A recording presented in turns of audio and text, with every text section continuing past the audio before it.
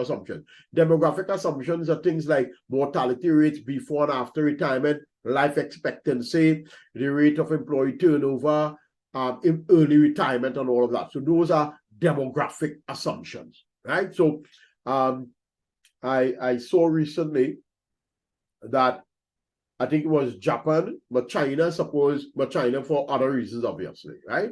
But definitely in Japan, that they are having a serious problem with an aging population and a decrease in birth rate. So an aging population, right, and a decrease in birth rate, right? So obviously because of advancement in medicine, because of, I suppose, advancement in terms of how people take care of themselves and knowledge about those kinds of things, and you know what I mean, right? All those things, people are, inverted commas, living longer. I'm talking about in the recent past, obviously, right?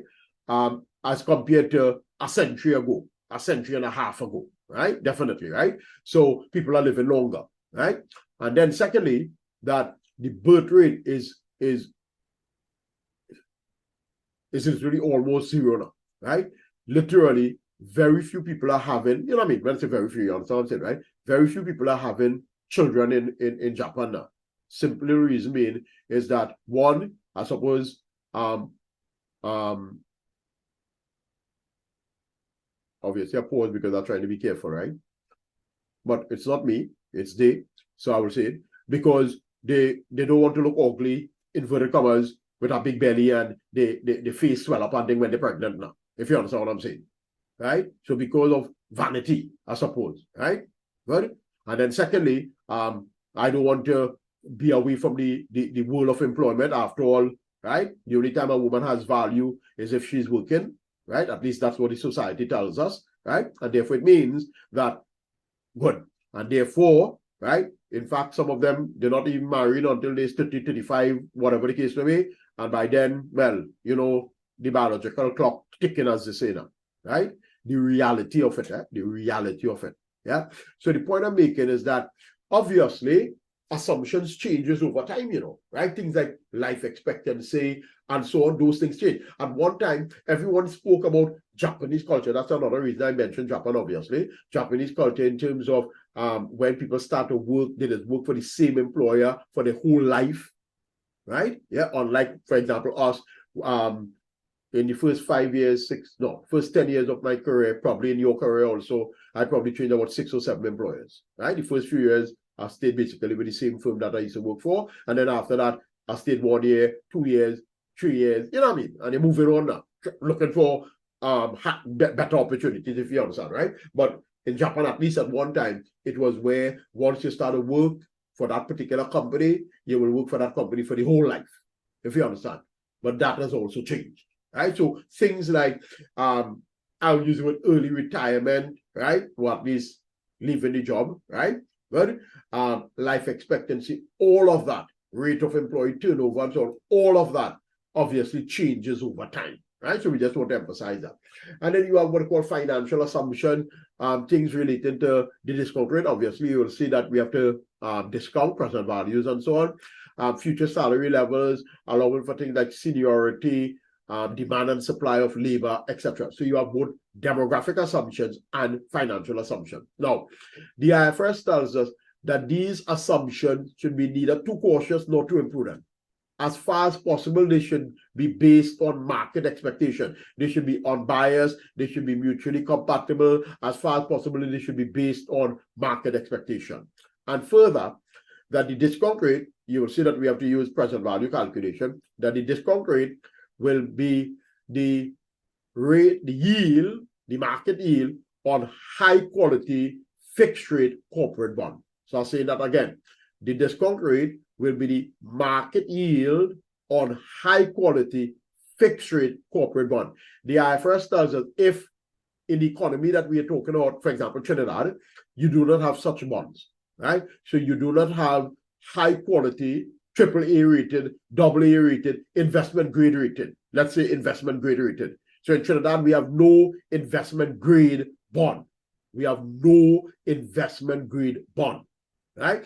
So the market yield on high quality fixed rate corporate bond, right? If that does not exist, then you will use the yield on, inverted commas, comparable government bonds, right?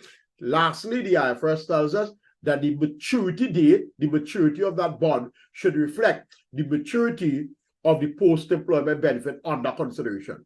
In other words, in my previous example, right, if you're looking at the service life is 40 years, then you will use the yield on a 40-year bond.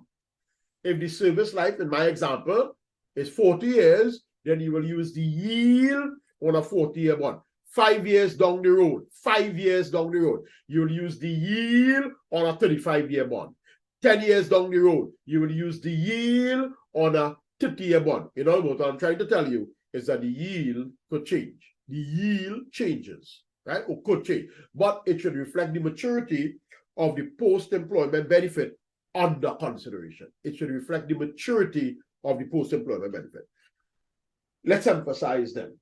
So the IFRS tells us, that is IAS 19, that the amount that would appear in the statement of financial position would be the difference between the present value of the plan obligation, obviously we talk about the pension plan obligation, and the fair value of the plan asset, right? So if I may emphasize. So as we said, this is what they call a funded scheme, right? This is a funded scheme. And it would mean that the employer is making contributions towards the employee's pension plan. And therefore, at any point in time, as we have said, the amount of money that we have inside here will be the contribution that the employer would have made, plus the investment earning, obviously could be minus the investment losses, obviously, but we always try to be positive. So plus the investment earning, less any expenses of the plan itself, less any expenses. So the amount of money we have inside here. In other words, the amount of money we have inside here will be the, inverted commas, the plan asset. The amount of money we have inside here. Right? So if I may. And then the liability. Now, as I wrote here, for simplicity's sake, 1 million each year. So in other words, if we can use that at the end of year 1, the liability would have been 1 million. At the end of year 2, it would have been 2 million. At the end of year 3, 3 million. At the year 15, 50 million. At the end of year 31, 31 million. Right? So the point I'm trying to emphasize, remember this is for simplicity's sake, just to make the discussion that we are having understandable at this time, right? So we emphasizing, therefore, that the present value of the plan obligation less the fair value of the plan asset, that would give us either a net deficit. In other words, we could end up with our present value of our plan obligation being greater than the fair value of the plan asset. So we have a deficit or net surplus. Conversely, where the fair value of the plan asset is greater than the present value of the plan obligation, the IFRS tells us that if that figure is a negative amount,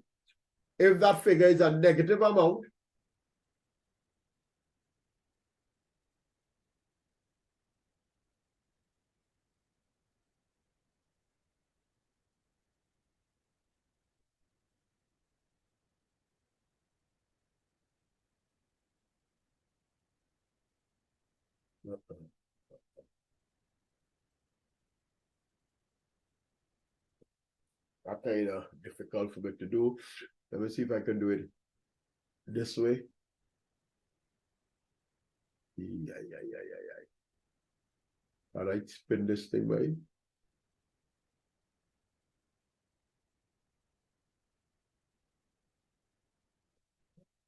Okay.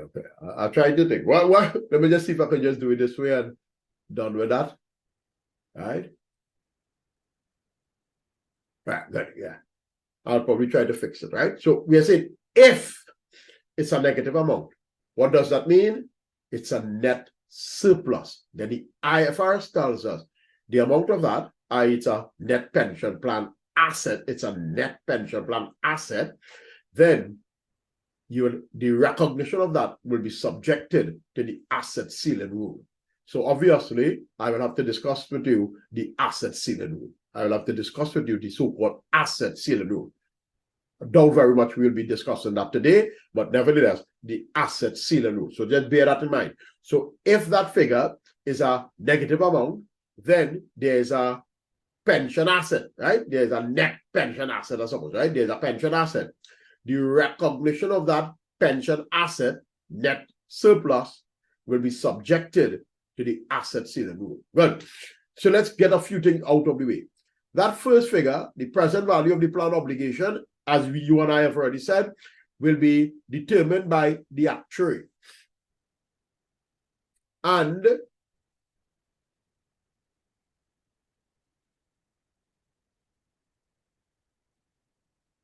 right, it will be determined. This thing we can bend. Ah, yeah. That's not just my personal idiosyncrasies. I don't like things to look right. Very good. Right.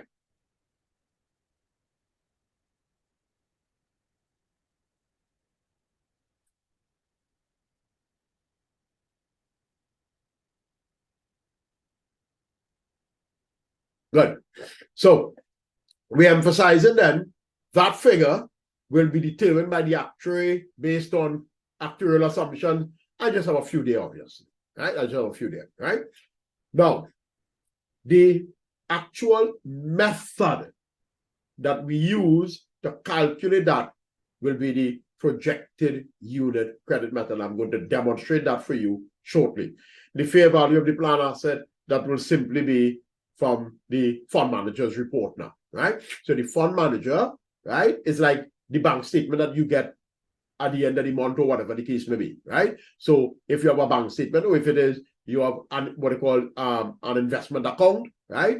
Various investments and so on, then whether it be quarterly, monthly, annually, as the case may be, you will get a report that details the amount of money you have in the account, if you want to call it that, right? Yeah. So this will be a report from the fund manager, right? That figure, the fair value of the plan asset, right? But as far as the first figure, the present value of the plan obligation, that will be determined by the actuary, and you will use a method called the projected unit credit method. I'm going to demonstrate that for you shortly. Let's emphasize, right? Again, I have it here, so I may as well put it. So the asset ceiling, I'm not discussing that right now. I have it there because it makes sense for me to have it after the statement asset ceiling. But as I've said, I'm going to come back to that statement. I mean, I'll come back to this slide in much greater detail. In fact, I'm saying very little, if anything at all, about it when I get to a particular question, right? Meaning past paper question and so on. So I will leave that for now, right? What I do want to discuss is the projected unit credit method. Right? So if you understand what I'm saying, as far as the amount that appears in the statement of financial position, it will be the present value of the plan obligation. That will be determined by the actuary using a method called the projected unit credit method. The fair value of the plan asset, you'll get a report from the fund manager. If it's a negative amount, then it's a plan asset, the recognition of which will be subjected to the asset ceiling rule, right? And again, I have the asset ceiling rule, but we'll talk about that in some detail, right? We'll talk about that in some detail when I get there. What I'm interested in now is the projected unit credit method. And this is actually an example that I have taken directly, word for word, from the IFRS, right? So this example. Now, do you need to know how the projected unit credit method? The answer is yes, because if you didn't need to know it, I wouldn't be discussing it with you, right? So do you need to know the projected unit credit method? Yes. Now, would you need to be able to do everything that I'm going to do in this example? The answer is no, right? So I'll say it again. Do you need to know the projected unit credit method? Meaning, does your syllabus require you to know the projected unit credit method? The answer is yes, right? Would you, on the day of the exam, have to do all the calculations that I'm about to do? The answer is no. It may be that you might only need to do the first part of the calculation. Or it may be that you might need to do the last part of the calculation. Or it may be that you might need to do the middle part of the calculation. So just as I would have done when we discussed IFRS 16, in which I emphasized that you will not be required to do all of those calculations on the day of the exam. It is possible that you might have to do the first piece of the calculation, the last piece of the calculation, or the middle piece of the calculation, right? The point is, if I can explain to you the entire calculation from beginning to end, it would therefore mean that whatever part they examine you on, you should be able to deal with it on the day of the exam, because I'm going to demonstrate how you will account for this, so to speak, how you will calculate it, not necessarily account, how you will calculate it. And I'm going to show you the calculation from the beginning to the end, right? So it says there, a lump sum benefit is payable on termination of service and equal to 1% of final salary for each year of service. Everything that I've been saying, you know me, basically I've taken it from this, right? 1% final salary each year of service. The salary in year one is 10,000 and is assumed to increase at 7% compound each year. So if I may, right? I want to ask myself, and therefore, I suppose you to an extent, right? Please agree with me that that figure, the 10,000, right? If I ask you, where would we have gotten that figure from? So it said the salary in year one is 10,000. And the question is, where would we have gotten that figure from? Please agree with me. Tell me if this is not true. You would have gotten that figure from your employment. You would have gotten that figure from your employment contract. Obviously. So all of you, those of you who are employed, you will know that you would have had a contract, and that contract will detail, so to speak, your salary. Right? So that's where we would have gotten that. And it is assumed to increase at 5%, I'm sorry, at 7% compound.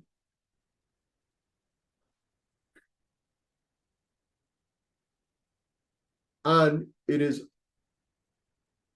assumed to increase at 7% compound each year. So if I were to ask you, who made that assumption?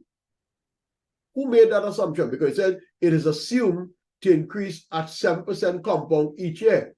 So I'm asking myself the question, and therefore you, by extension yourself, I'm asking, who made that assumption? Who made that assumption?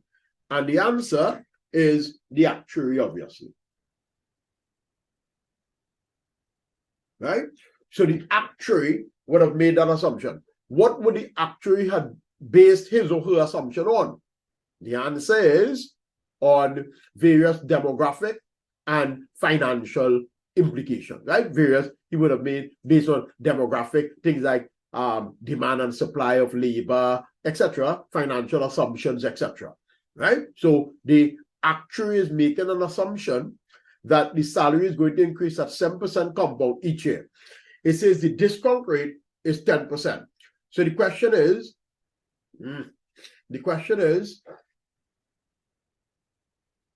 where would we have gotten that discount rate from? So the question is, where would we have gotten this discount rate from? And the answer is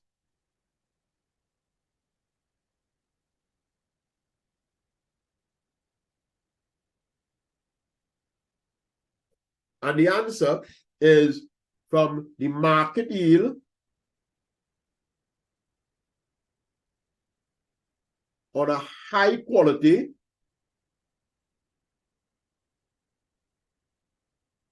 fixed rate corporate bond, as you will see just now, with a 5-year maturity. With a 5-year maturity. You'll see why at 5 years just now, right? It's saying the following table, obviously I'm going to show you that, shows how the obligation builds up for an employee who is expected to leave at the end of 5 years. So once again, who expects the employee to leave at the end of 5 years? In other words, right, who is expecting the employee to leave at the end of 5 years? And the answer is obviously the actuary, i.e., based on things like employee turnover and all of that, right? So based on employee turnover and so on, the actuary would have realized that on average, employees will stay 5 years with the company, and then they go move on, right? And then it says, to leave at the end of 5 years, assuming that there's no changes actual or something. For simplicity, this example ignores the additional adjustment needed to reflect the probability that the employee may leave the entity at earlier or later date, right? So again, that is something that the actuary would have to factor into consideration. But this example, remember, I've taken this example directly, word for word from the IFRS. Yeah, word for word from the IFRS. Yeah, good. If I may then, in relation to the following. Now, obviously, you would see here, everything is in one, obviously, because it's a completed answer, right? But I want you all to be able to understand it, right? So therefore, because remember, you may need to be able to do something like this, not the whole thing, but part of it on the day of the exam. You may be required, right? Your syllabus requires it, right? But so look at how I did this, right? I have a line diagram, and as you will see there, the salary at the first, well, it's a 5-year line diagram, right? And the salary at the start of the employee's contract is 10,000, right? And then I multiply by 1.07, so that will be the salary in year 2. I multiply by 1.07, year 3. I multiply by 1.07, year 4. I multiply by 1.07, year 5. In other words, the salary in year 5 will be equal to 13,100. Now, obviously, if we were doing that on the day of the exam, right, we wouldn't say 10,000 multiplied by 1.07, multiplied by 1.07, multiplied by 1.07, multiplied by 1.07. I suppose on the day of the exam, we'll just do this calculation now. We'll say 10,000, right, multiplied by 1.07 raised to the 4th power. Because year 2, year 3, year 4, year 5, right? And obviously you will get the same thing. In other words, I'm trying to emphasize if you were literally doing it on the day of the exam. Right? Literally doing it on the day of the exam. Good. And then 1% of 21,500, i.e. the final year salary, because the actuary, based on the actuarial assumption, the employee will be working for 13,100 in their final year. So 1%, 13,100, number of years, 5 years, therefore 655. Right? Now, if we had gone back to our simple approach, it would mean that that 655 will be recognized equally straight line over the 5 years, i.e. 131, 131, 131, 131, 131. Right? However, IAS 19 requires discounting. Right? So the point I'm making is that that 655, of that 655, 131 relates to year 1, 131 relates to year 2, 131 relates to year 3, 131 relates to year 4, 131 relates to year 5. So the first 131, when I say the first one, I'm talking about the one related to year 1, if I discount it back to present value, in other words, I'm using a discount rate of 10%. Therefore, that will be equal to 131 divided by 1.1 to the 4th power. Right? Present value calculations, obviously. And that would have been 89. That would have been 89. The second 131, discounted back to the end of the second year, the present value of that will be 98. How did I get that? 131 divided by 1.1 to the 3rd power. 108 at the end of the 3rd year. 131 divided by 1.1 to the 2nd power.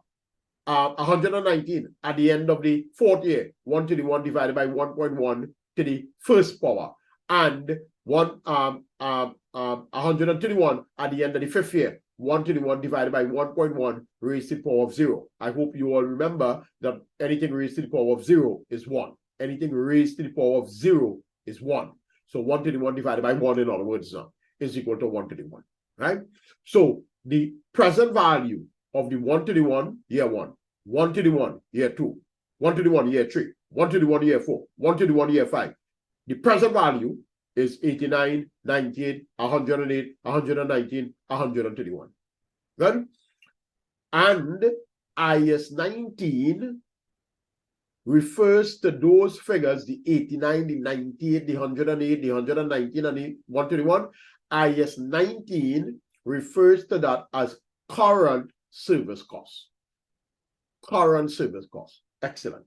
Now, once discounting is used, you have to always account for the unwinding of the discount, right? And you and I spoke about that before. You and I spoke about unwinding of discount.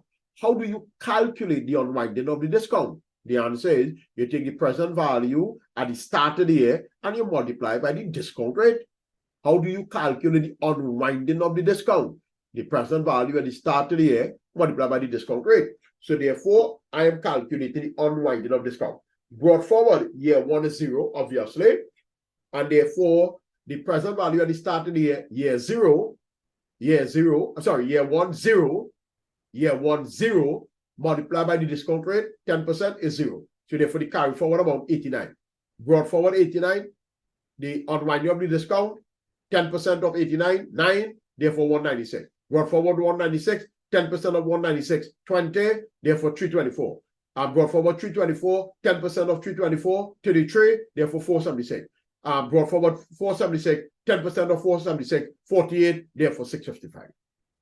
In other words, what I'm trying to emphasize to you is that the 655 has to be recognized as an expense and remember corresponding liability over the 5 years.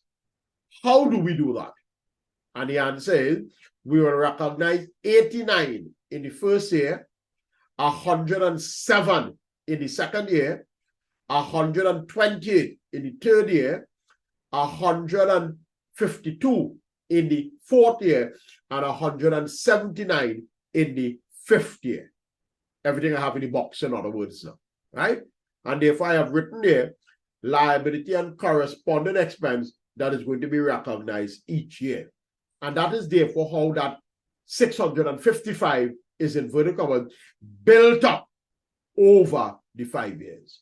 So this is what we refer to as the projected unit credit method, right? And this is how we will measure the deferred tax. My apology, I said deferred tax. This is how we will measure the present value of the planned obligation.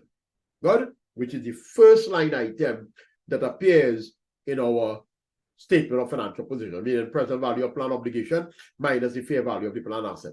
I want to remind you of something I would have told you way back when, right? So let me just locate it and then I'll emphasize IS1. So when we would have discussed IS1, right, I would have mentioned to you back then among the general features, look it's right here, among the general features is offsetting, right? And what did we say? We said that IS1 has as a general principle that assets and their related liabilities, income and their related expense must not be offsetted. Must not be offsetted unless another IFRS requires or permits. And I gave you as an example back then, IS 19, defined benefit pension plan asset obligation. What did I mention? I mentioned back then that IFRS 19 requires offsetting. I repeat, IS 19 requires offsetting. It requires that the pension plan asset and obligation offsetting. And it is only the net amount that will be shown on in the statement of financial position, i.e. details in the notes and all of that, obviously, right? So I want to emphasize that in the context of what we're saying, right? So I've already reminded you of that. We can go back to this.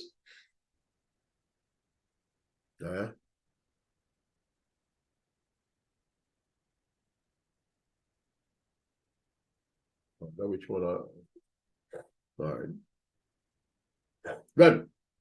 So the point I'm making, therefore, as we have it there, right? So the present value of the plan obligation, fair value of the plan asset. Let's emphasize. So the statement of comprehensive income. So obviously, when I say the statement of comprehensive income, I'm speaking about both the statement of profit and loss and other comprehensive income, right? Profit and loss and other comprehensive income. So the IFRS tells us that the amount that would be recognized in the statement of comprehensive income, remember the statement of comprehensive income includes both the profit and loss and other comprehensive income, would be the following: the service cost, right? So service cost is recognized in profit and loss. The net interest on the net defined benefit liability asset, that is recognized in profit and loss. So the net interest on the net defined benefit liability asset, that will be recognized in profit and loss. And then remeasurements will be recognized in OCI. So obviously, I want to detail all of that for you, right? The IFRS further tells us that the service cost comprises of the following. It comprises current service costs, past service costs, and any gains and losses on settlement, right? Obviously, as I said, I'm going to detail all of that for you, right? So, if I may, I've just indicated to you that as far as the amount that appears in the statement of financial position, the first figure, if you want to say that, remember it's a net amount that appears, the present value of the planned obligation will be determined by the actuary based on various assumptions using a method called the projected unit credit method. As far as the fair value of the planned asset, you will get that from a report from your fund manager. Right? So the fund manager will give you a report that tells you how much money you have in the plan. Right? Good. And now we're talking about statement of comprehensive income. We said the service cost is recognized in profit and loss, and then we said that service cost comprises of current service cost, past service cost, any gain or loss on settlement. I'm going to detail all of that for you, obviously. Right? So let me emphasize then current service cost. So the IFRS tells us that when we say current service cost, it is the increase 98, 108, 119, 131 is the increase in the present value of the defined benefit obligation resulting from the employee service in the current period. In other words, what they're telling us, that the fact that the employee works a second year for the employer, I'm obviously referring to the example that we looked at just now, right?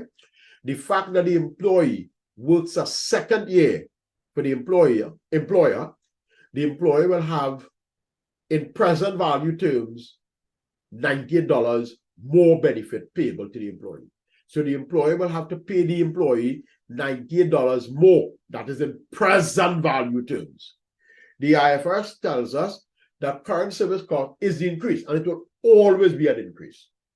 It is the increase, and it will always be an increase in the present value of the defined benefit obligation, the amount of money you will have to pay the employee, resulting from the employee service in that year, in the second year, in my example, in the current period. Hence, current service cost. So current service cost is the increase in the present value of the defined benefit obligation resulting from the employee service in the current year. What is past service cost? Because remember, our service cost, which is recognized as an expense in profit and loss, our service cost is recognized in profit and loss, comprises of current service cost and past service cost. What is past service cost? Past service cost is the change. So the very fact that we said change, it could mean, I'm just putting it in here, sometimes it's better if I just, as I think about it, put it in one time now. So it could be either positive or negative. It can be either positive or negative.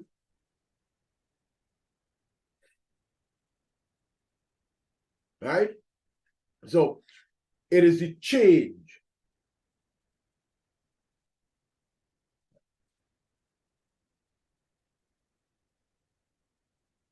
Right. So it is the change.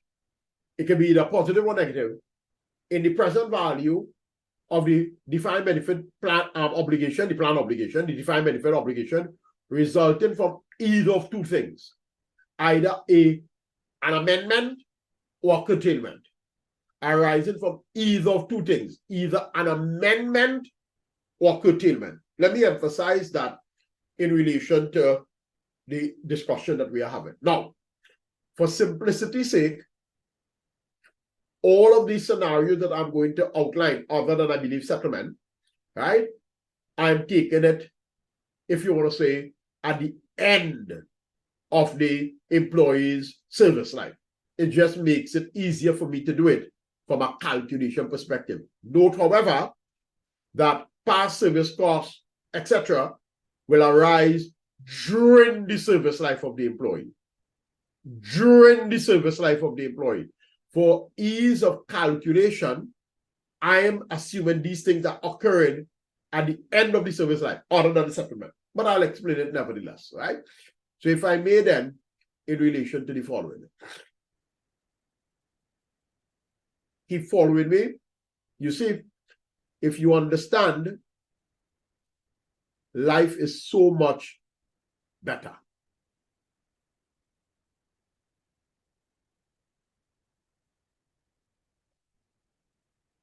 Where do I have this? I just have to search for it, don't worry.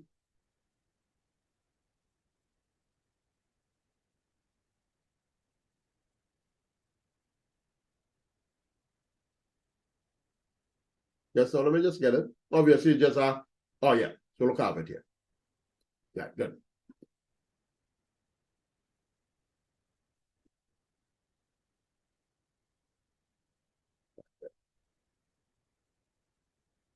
Let me just make it smaller, please.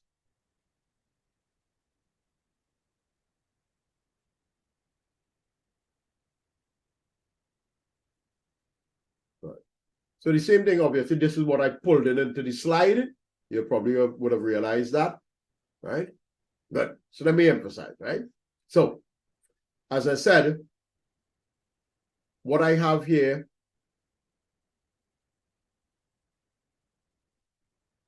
I started to make it a little smaller because I do want you all to see.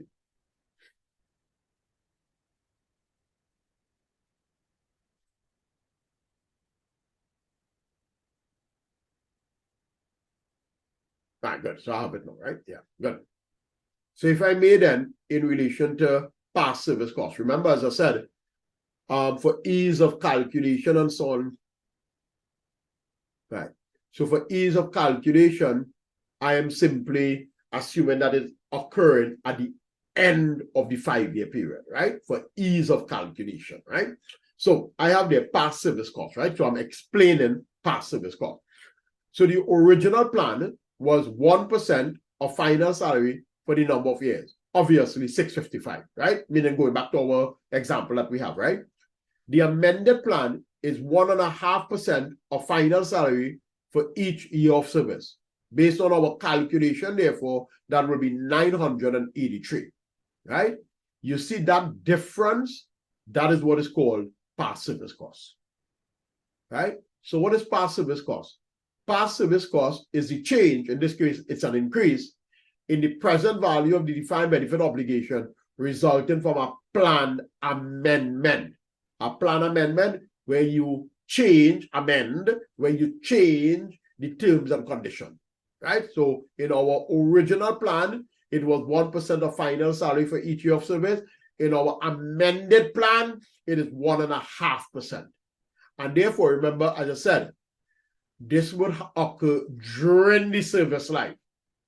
This will occur during the service life. For ease of calculation, I am assuming that it occurred at the end of the service life. It just makes my calculation so much easier to do, obviously, right? And therefore, the point I want to make then, this is our past service cost. Past service cost can also arise from a curtailment. From a curtailment. When you say a curtailment, as you would probably see just now, is when there's a reduction in the number of employees covered by the plan. A curtailment now. So you curtail, you cut back when there's a reduction in the number of employees covered by the plan. So our original plan is 1% of final salary multiplied by number of so I now realize that all I did do was copy and paste it, and then I forget to take off the. Let me just make sure that the calculation is correct. I think this should be 1%, right? Obviously. I'll check it back and make sure now. I'll check it back and make sure. Right, good. So let me just check it and make sure that my calculation is not off. Meaning the 1965. Not that it matters, but it's always good to have the correct figure. So that will be 0.01 multiplied by 13,100 multiplied by 5 multiplied by 3. Right, yeah. So yeah, that's correct, right? So it's 1%, not 1.5%. Good. So the original plan is 1% of final salary multiplied by the number of years multiplied by 5 employees. In other words, 655 multiplied by 5. The curtail plan is that the plan now only covers 3 employees, right? So they curtail, they cut back, they curtail, and therefore 1965. Please agree with me, that figure there is 1310. That is our past service cost. Now, in this case, the past service cost is negative. Past service cost, when there is an increase in the benefit, positive. When there is an increase in the benefit payable. Past service cost, negative, when there is a decrease in the present value of the defined benefit obligation resulting from a plan amendment. Now, obviously, a plan amendment, you could have said it is now 3/4% of final salary, right? 3/4%. I trust you all understand what I'm getting at. So the point I'm making then is that the past service cost is the change. It can be either positive or negative. So this one was positive, this one was positive, and this one is negative, obviously. So past service cost can be either positive or negative, right? It's the change in the present value. Now, how do you deal with past service cost?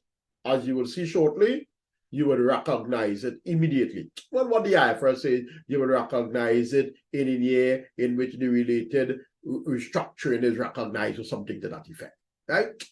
You'll recognize it immediately, right? So once the past service cost arises, you will recognize it. Once the past service cost arises, you will recognize it.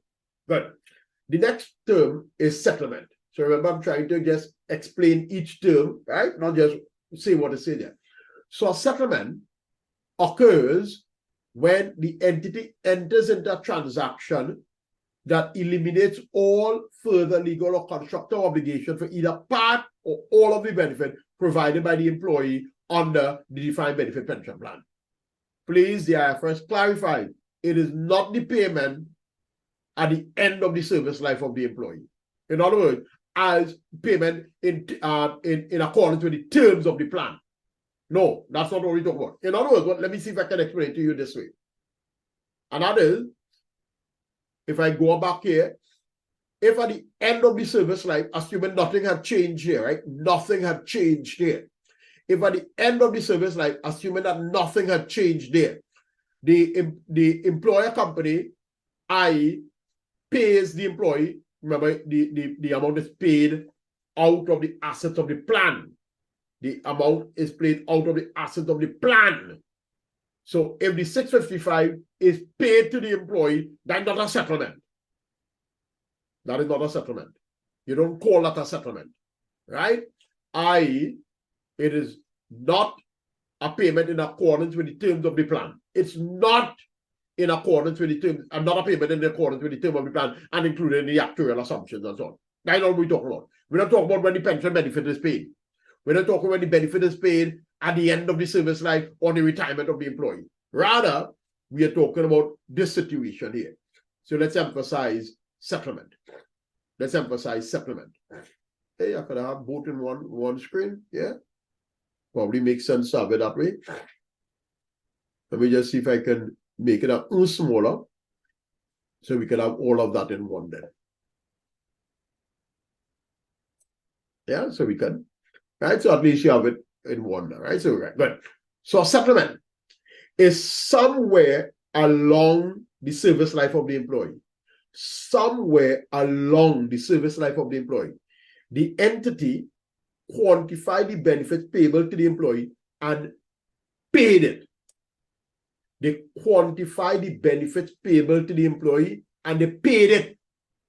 That is what they call a settlement. Now, as I wrote there, if they were to have paid 655 at the end, that's not a settlement, right? That's not a settlement. Settlement occurs during the service life.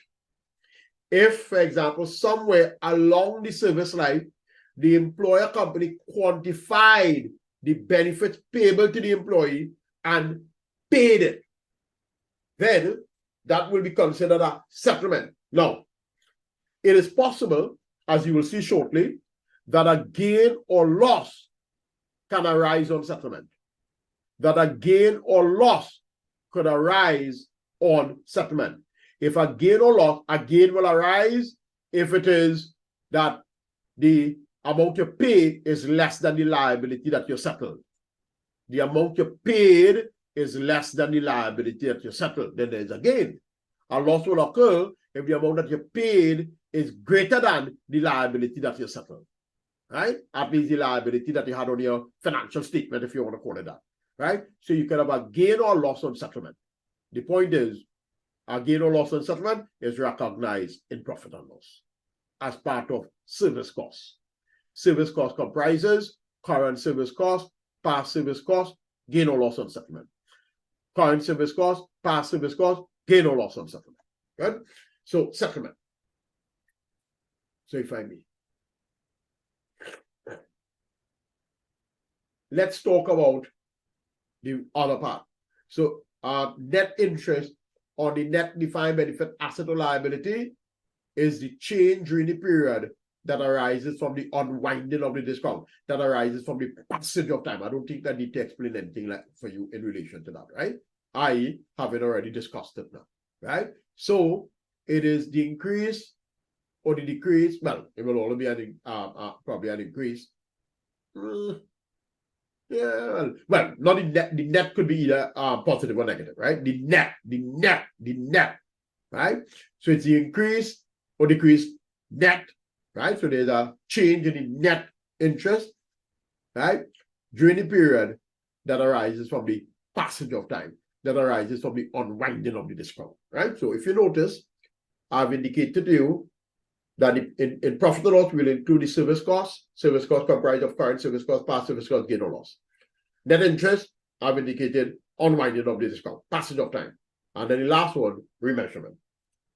So the IFRS tells us that the remeasurement will comprise actuarial gains and losses, right?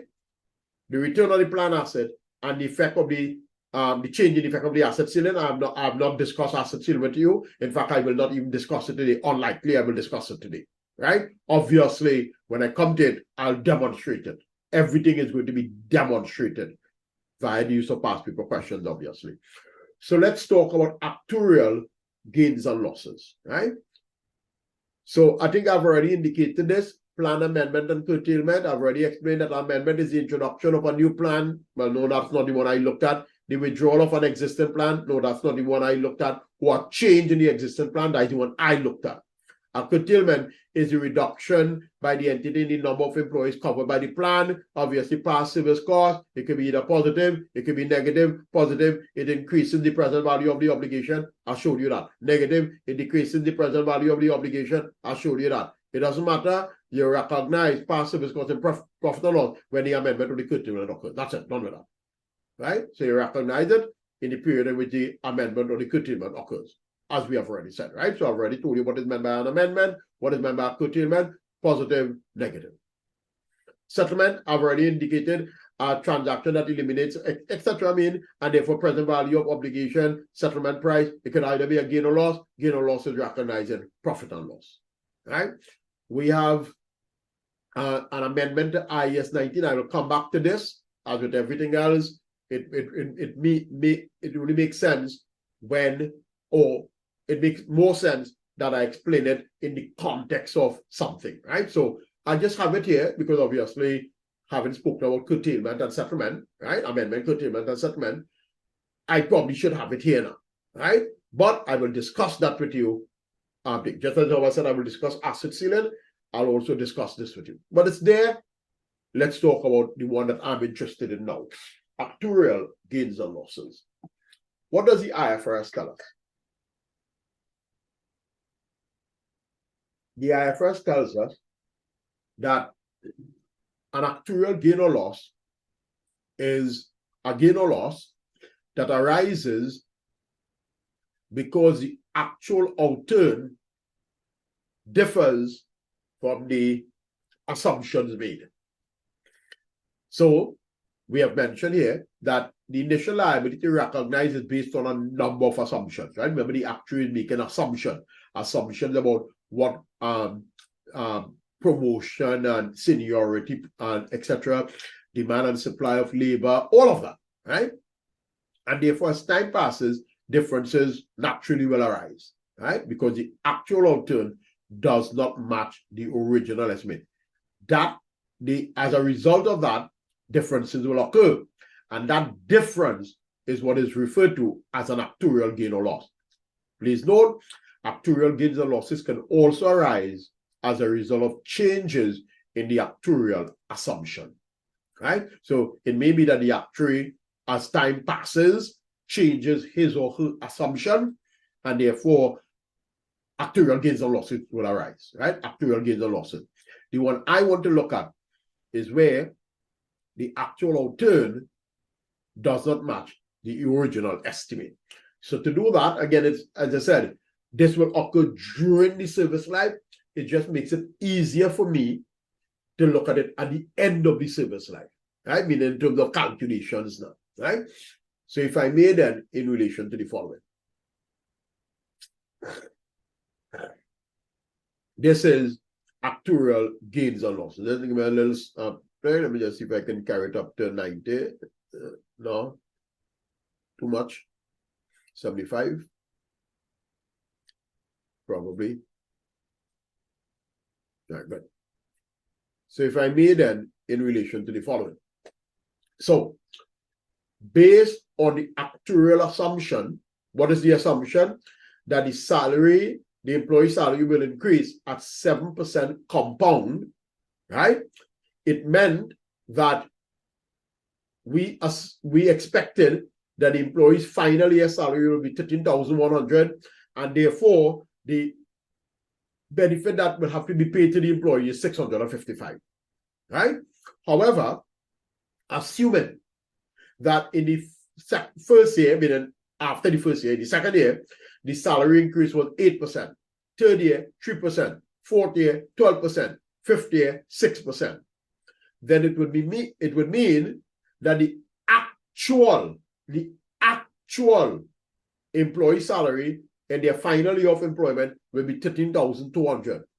And therefore, based on the actual increase in salary, the actual benefit that will be payable to the employee is 660.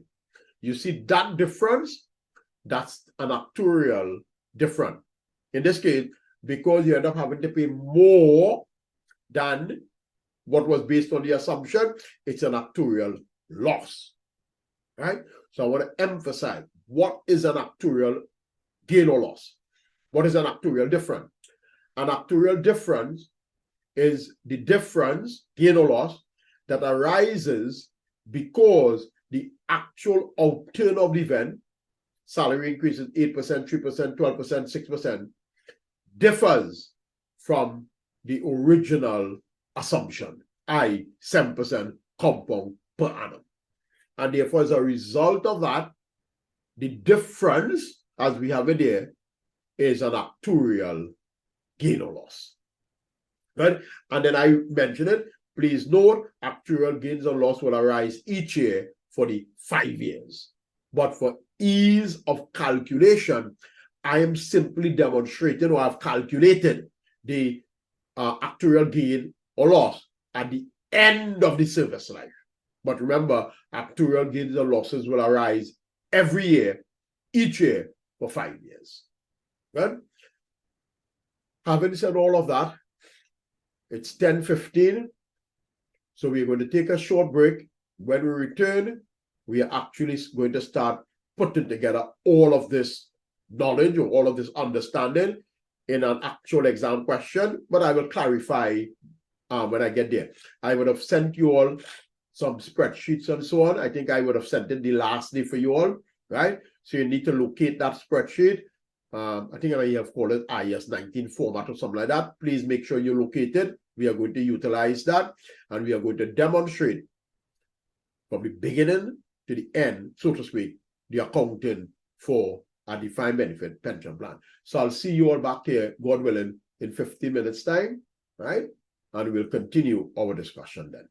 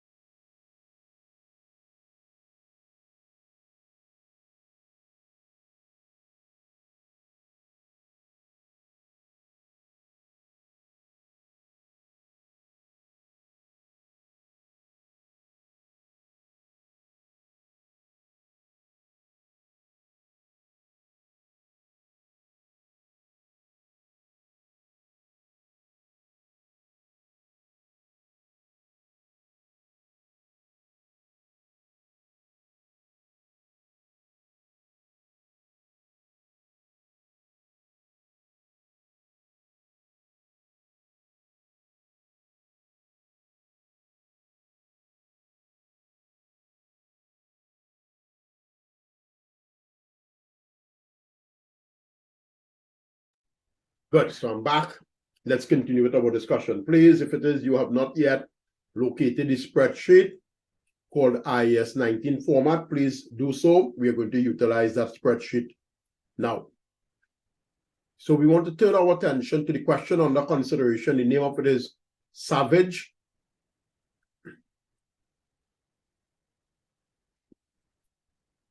And a few things about this question before we continue, right? So the first thing I want to emphasize to you is that it is unlikely that we'll be examined like this on the day of our exam. Now, please note, as you will see when I look at a question that was examined in March of 2021, we may need to do quite a lot of calculations and so on. As you will see the question name of it is Columbia. I think I have already shared the question with you, right? But the point I'm making is that on the day of this exam, right, this particular exam, it's an actual past paper question, 21 marks was for calculations, right? 21 marks was for calculation. You're not going to get that on the day of our exam, right? Probably 10, 12 marks maximum in relation to like a question IAS 19. In fact, in many cases, significantly less than that, right? But the point I'm making is on the day of this particular exam, 21 marks. And actually, let me look at the question Columbia. I'll probably be able to see how much marks would have been in relation to that. I have it here.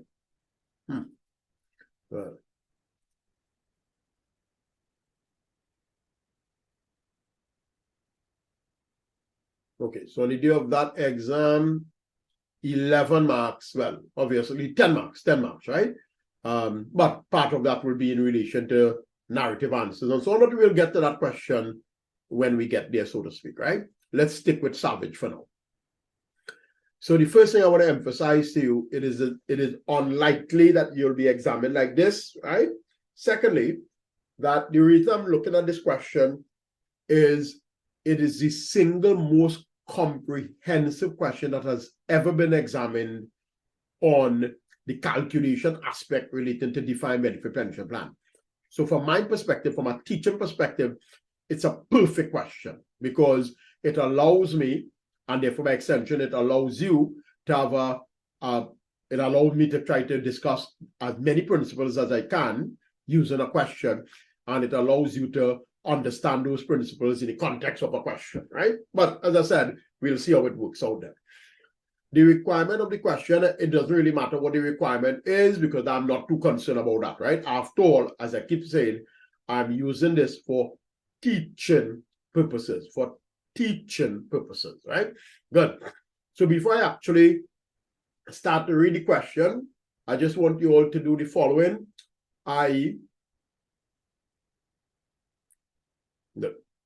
So you would see here that we have format, and then I have another sheet with journals. So format, and then another sheet with journals. Kindly do the following for me, right? I advise you strongly to do this. Copy the entire of this sheet, the one that says format, copy it, and open up another sheet and just paste the entire sheet. Please do this, right? And you can then label this sheet, what is now sheet 1, you rename it, and you'll just call it Savage now, right? So you can call that Savage and do the same thing for journals, right? You copy it, right? The entire sheet, the sheet that says journals, you copy the entire thing, and on another sheet, you paste it. Good? And therefore, you will just rename this one, right? You'll say Savage Journals now, right? Good. So let's kind of just put them all together, right? So we'll just move that one to there. All right, good. So we're good now, right? So Savage, right? So as I read the question, I'm going to start inputting the data. Now, I have provided you with a pro forma calculation. So let me put it across to you this way, right? That is that on the day of the exam, if you are examined on IAS 19, defined benefit pension plan accounting, the computational part of it. I'm saying that again. If you are examined on defined benefit pension plan accounting, the calculation part of it, then the format that I have here, either all of it or part of it, you will require, you will be required to use. I'm saying that again.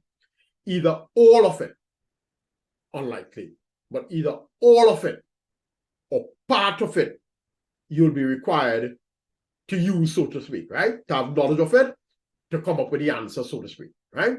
And therefore, that is why I'm looking at the question Savage, but you will see when I get to the question Columbia, which was examined in March of 2021, I believe, right? You literally would have required to have knowledge of all of this, right? I was actually very surprised when I saw that question in 2021, because, you know, since this question was examined Savage, right? And that was examined probably about 15 years ago, the examiner never brought such a detailed question on IAS 19. And then he suddenly brought it in March of 2021. Yeah, I think it's March, right? And therefore, a lot of students who would have written that exam would have been caught unaware now. Because, again, since 15 odd years before that, he didn't examine like that, right? So we always try to prepare ourselves for all possible scenarios, right? But sometimes it might involve us doing over teaching or over explaining, but it's better that we know more than less, so to speak, right? Good. So as I said, as I read the question, I'm going to input the data into the sheet. Please make sure you are doing the same, right? So it says there, Savage, a public limited company, operates a defined benefit pension plan for its employees. The plan provides a pension of 1% of final salary for each year of service. Well, that again, right? The cost for the year is determined using the projected unit credit method. We know that. This reflects service rendered to the date of to the dates of valuation of the plan and incorporate actuarial assumption primarily regarding discount rates, which are based on market yield on high quality corporate bond. All of that you and I know already, right? So all of that was said in the first paragraph. Now, again, the reason I use the example 1% of final salary for each year of service is because all the questions that we have, including the example taken from IAS 19, says the same thing, 1% of final salary for each year of service, right? Good. And then it says, the directors have provided the following information about the defined benefit plan for the current year, the year ended 31st October 20X. Fine. I'm going to see when this original question was examined. Savage.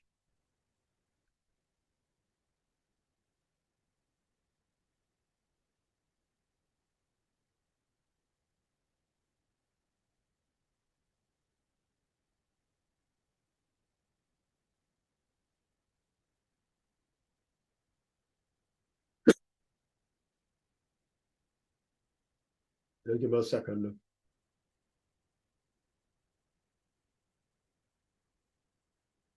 Where was that question examined?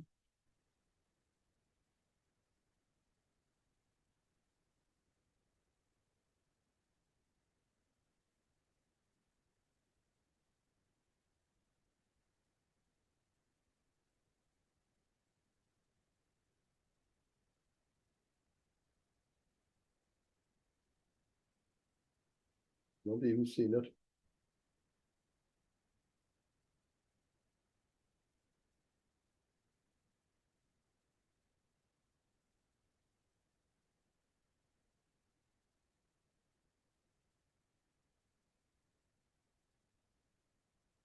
Well, actually, I don't even, well, say, I'm not sure if I have all these questions since 2007.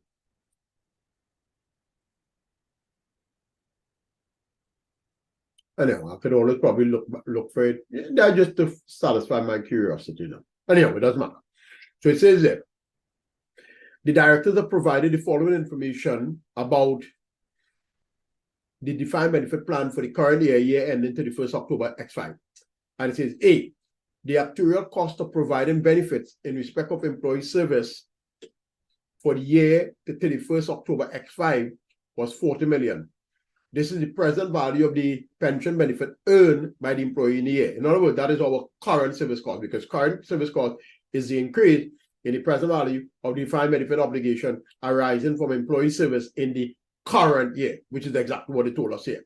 So please, so that I'll be able to toggle easily between them. So please do the following for me. You will say, I have here, the following will be recognized in profit and loss for the year. Current service cost, but 40. And then, as you scroll down, you will see there, present value of the plan obligation. And again, we have current service cost, right? Line 29. You put in there 40. Don't worry, I'm explaining everything for you, right? In other words, that's why I'm not reading the requirement, because I'm not concerned with the requirement. I'm concerned with demonstrating for you how you will account for a defined benefit pension plan, right? Including all of the journals, including all of the calculations, if you want to say that, right? Good. Continuing further, it says, the pension benefits paid to the former employee in the year is 42 million. So you would notice here that I have present value of plan obligation. I have less benefits paid. So you put in minus 42.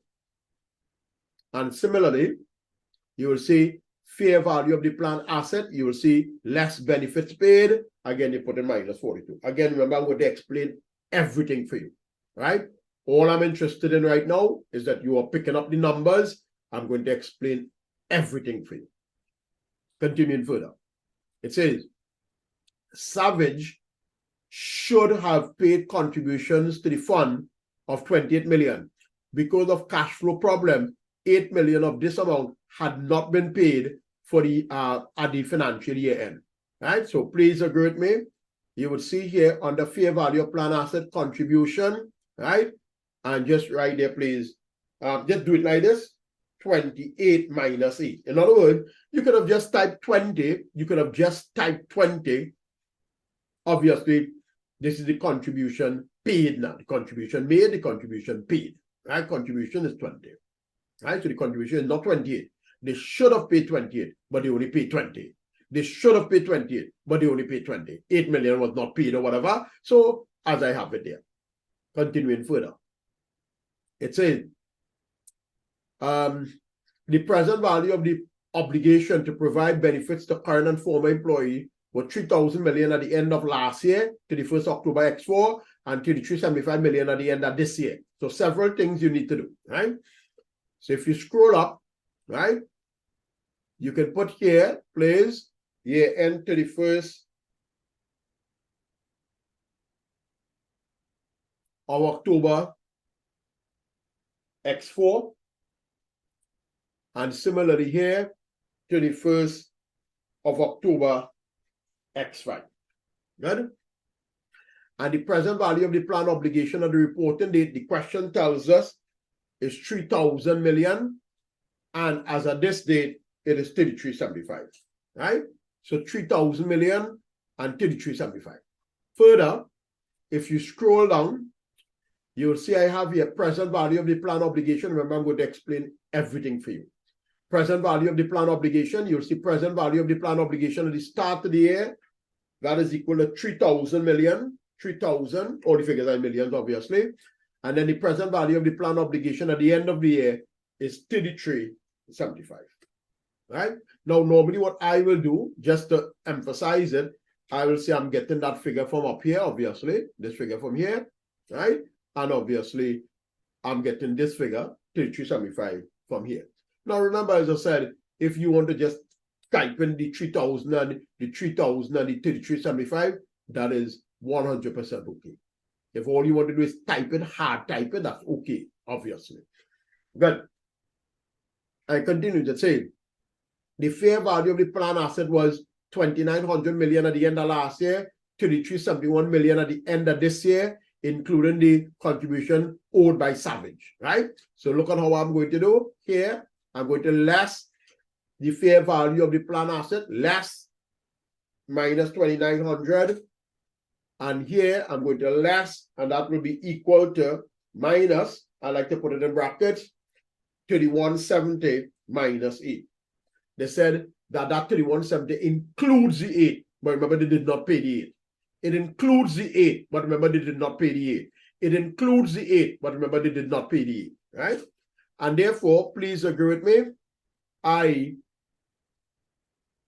net pension liabilities are 100 at the end of last year. Our net pension liability is equal to 213 at the end of this year. Well, further, again, if you wish, you could just type in the 2,900. So the fair value of the plan asset at the start of the year, 2,900, and the fair value of the plan asset at the end of the year, 3,162. Right? Now, obviously, if I were doing this by linking the cell, because it's a negative sign, because it's negative in the cell up there, I will say negative the seller. It's not negative 2,900, negative the seller, right? And I will put here, obviously, negative the seller, right? If you type it and it's okay, negative the seller. As you can see, right? If you hard type 2,900, if you hard type 3,162, that's okay, not a problem, right? Again, I'm going to explain everything for you. Continuing.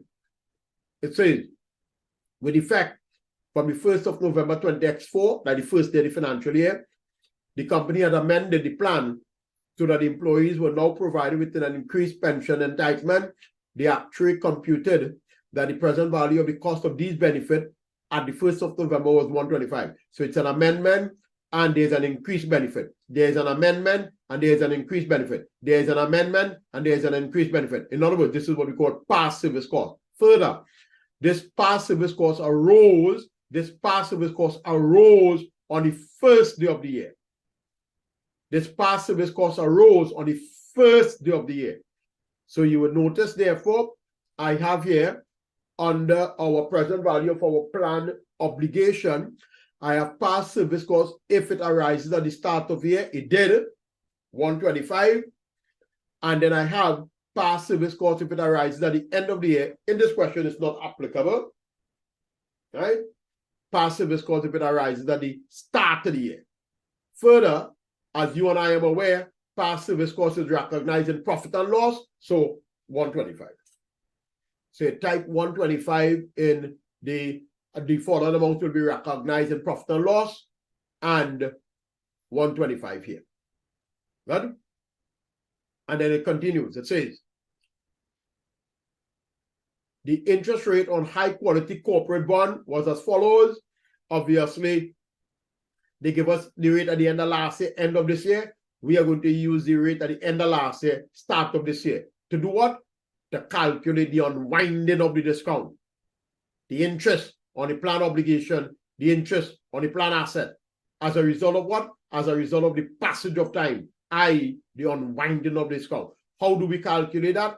We take the amount at the start of the year, if it is, we are talking about the plan obligation, the present value of the plan obligation at the start of the year, restated in this question, multiply by the discount rate. Present value of the plan obligation at the start of the year, multiply by the discount rate. To calculate the interest on the plan asset, because we have both interest on the plan asset and interest on the plan obligation. Similarly, fair value of the plan asset multiplied by the discount rate, right? Obviously, we're using the rate at the end of last year, start of this year, right?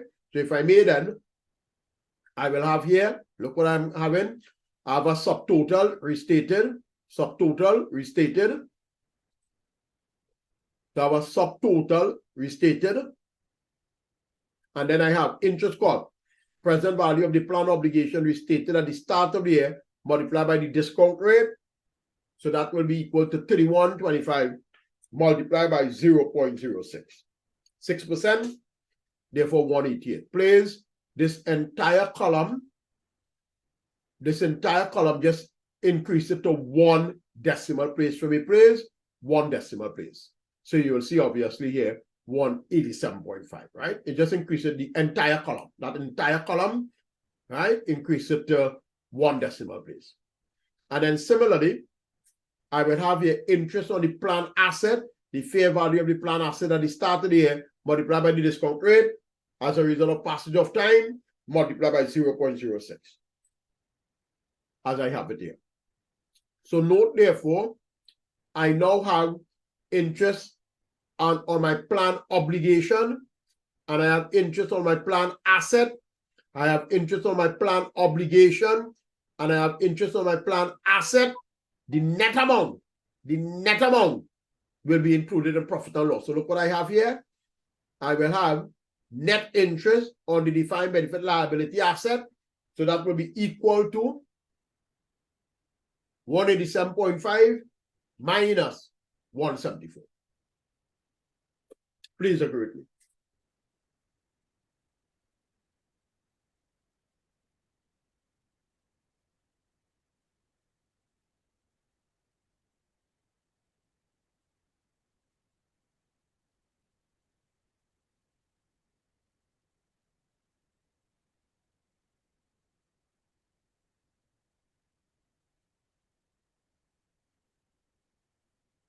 Good.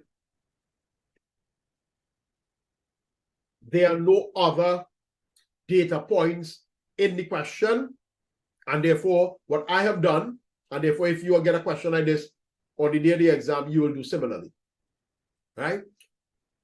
You will extract the data, you will dump it into your pro forma. Obviously, you need to, inverted commas, memorize the pro forma. I should tell you, you're not going to find this pro forma in any textbook. The reason for it is because I developed this pro forma. When I used to prepare financial statement, I obviously like to make things easy for myself. I always say that I'm a very lazy person. I really am. I don't like to do hard work, right? And therefore, I always like to make things easy for myself, right?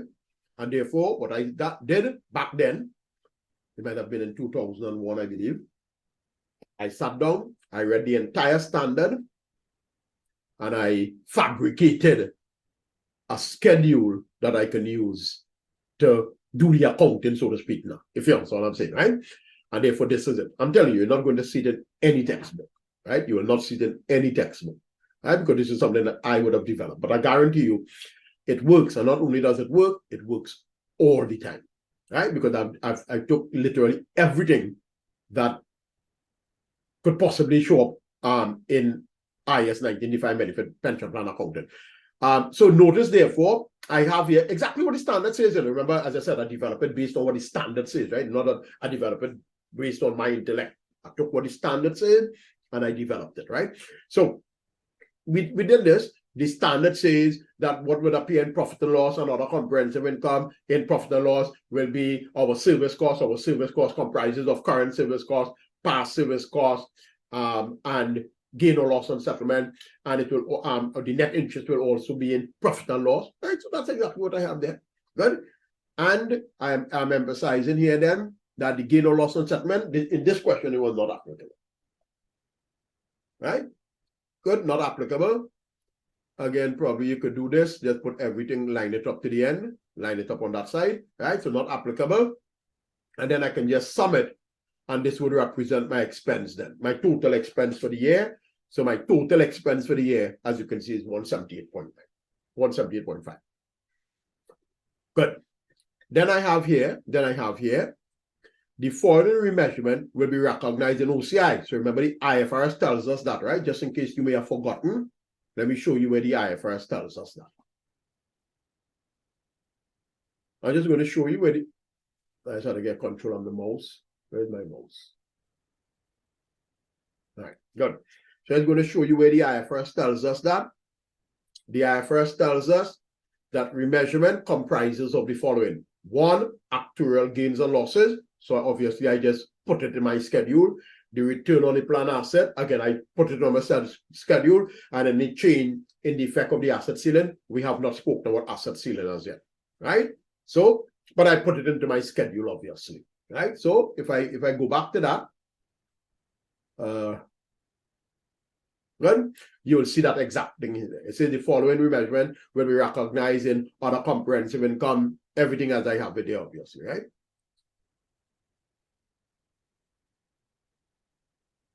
Right. And you will see actual gains or loss on the plan obligation. So I'm going to work out that figure now. So if you look at my schedule here, where I have present value of plan obligation, I have here, as you can clearly see, present at the start of the year, past service costs arose, restated, interest cost, current service cost, past service costs arose, not applicable, less benefit paid, and then I have settlement transfers in and out, not applicable, not applicable. Right? And therefore, if I may, I'll explain it all to you as I keep telling you. So, if I may. So, please agree with me in relation to the following. You see this figure here? You see this figure here?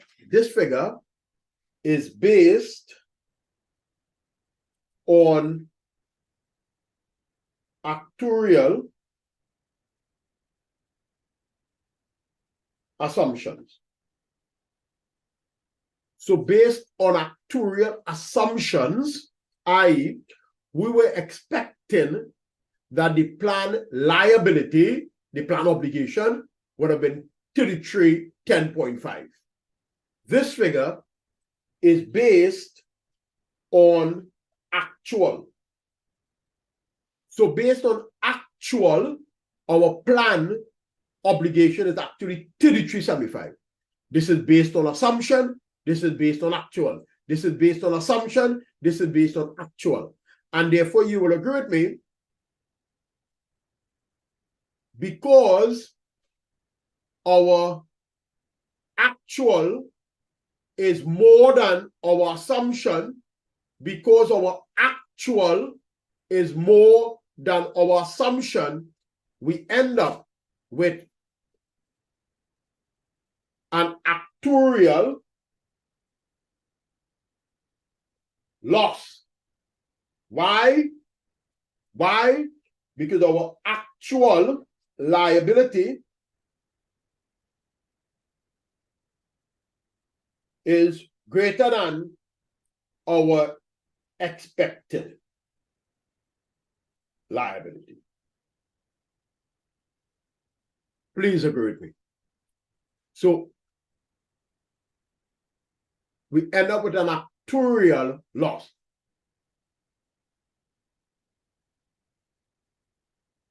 Right. So we end up with an actuarial loss. Why?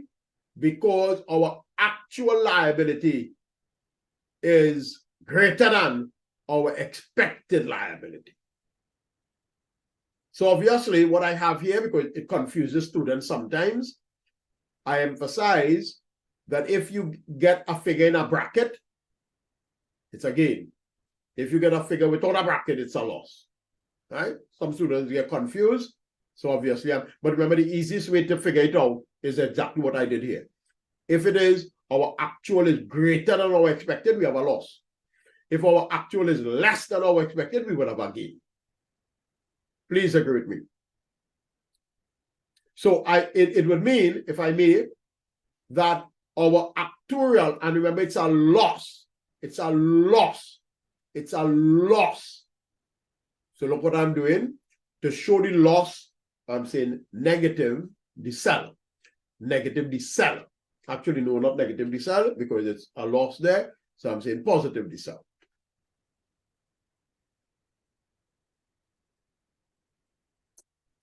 Right?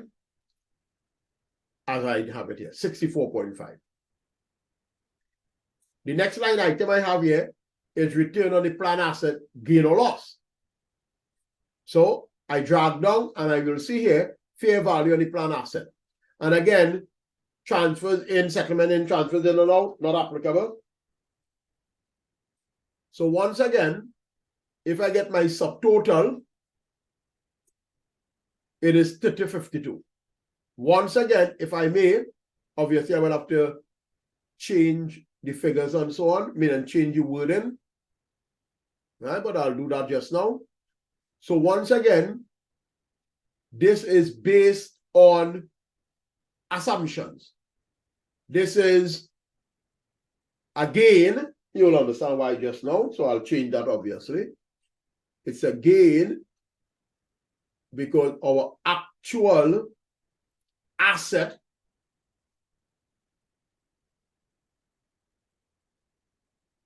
is greater than our expected asset,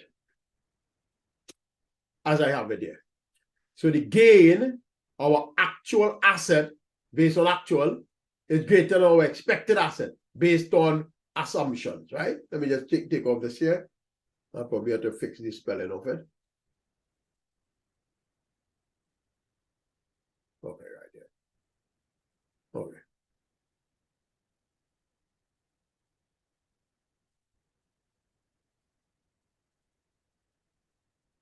Good. In 5B. So based on assumption. Let me see if I can explain to you in this way. Because anyhow, let me finish it and then I'll explain everything.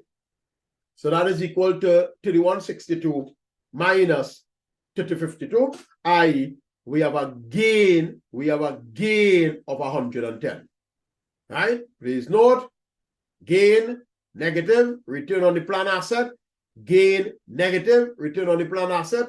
So I will have minus 110. Right? Good?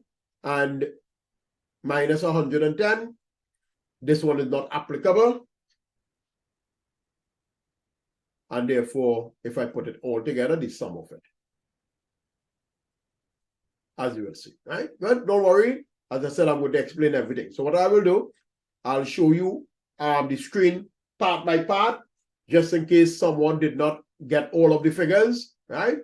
So I'll allow you the time to, if you want to say copy it down, and then I will scroll along beyond that, obviously, so that to make sure that you get everything, just in case anyone didn't.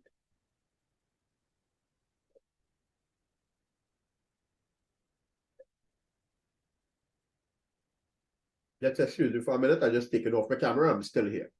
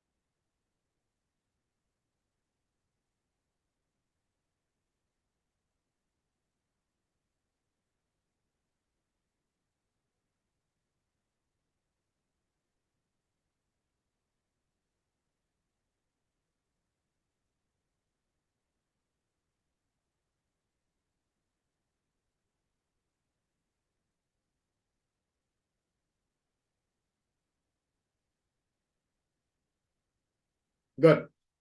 So I trust, therefore, that you all have all of this. And let me see if I can clarify a few things before I continue, right? So, sources of confusion for students over the years, right? So I'm identifying it and I'm clarifying it, right? So, sometimes students will ask me, obviously this is over the years, they will say, sir, I see you have 64.5 here, and obviously I am seeing that 64.5. So I understand that. But I see you have here positive 110, but you have here negative 110. Right? So I repeat, 64.5, if you want to call that positive, 64.5 positive, right? 110 positive, but then when you look here, you're seeing 110 negative. So sometimes students are confused by that. So let me clarify that immediately. And that is that as accountants, you and I do not speak or think about positive or negative. I say it again. As accountants, you and I, we do not think about things being positive and things being negative. As accountants, we either think of a debit balance, a credit balance, a debit to the profit and loss, other comprehensive income, which is a charge. A debit is a charge, and a credit is income, right? It is, if you credit profit and loss, if you credit OCI, that is inverted commas, well, not OCI income, but you understand what I'm getting at, right? That is income. If you credit profit and loss, it is income. If you debit profit and loss, it's a charge, right? It's an expense, if you want to call it expense, right? Good. So what I'm trying to emphasize to you in our statement of profit and loss and other comprehensive income, I'm dealing with profit and loss. Please agree with me. Debits is shown as positives, and credit is shown as negative. So if we have a debit, to profit and loss, then we're showing it as positive. If we have a negative to profit and loss, we are showing it as, if we have a credit to profit and loss, we are showing it as negative. Similarly, the exact same thing to other comprehensive income. The exact same thing to other comprehensive income. The exact same thing. Debits is shown as positive, if you want to say that. Credits as negative. So in other words, when you see that negative, it's not a negative, it's credit, it's a gain. It's a gain, credit. And when you see a positive figure, it's a debit, it's a charge. It's a debit, it's a charge. Good. Further, please note in the present value of the plan obligation, I'm showing in this calculation, I'm showing credits as positive. Credits are being shown as positives. Positive. Right? So credit is positive in the plan obligation. So anytime you see a credit, that's anytime you see a positive figure, it's a credit. So credit is shown as positive. Obviously, debits will be shown as negative, right? So let me just put that there one time, right? So actually, I probably could have it the same thing. I could probably put here debit. Well, no, I prefer to put it here because start with that. So I'll say debit, negative. Right?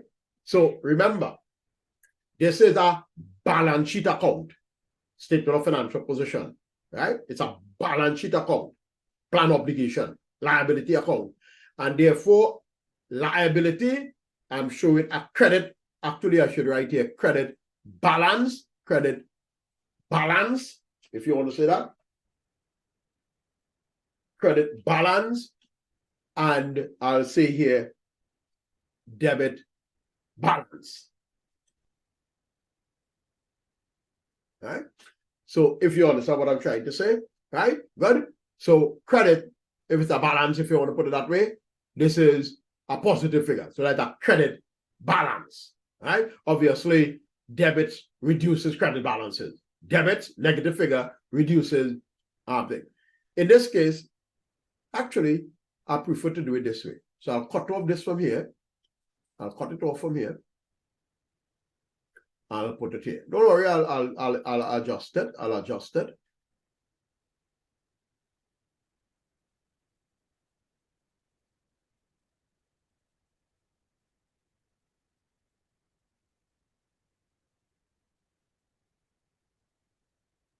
Right. So I prefer if I do it that way, right? So I have here that credit balances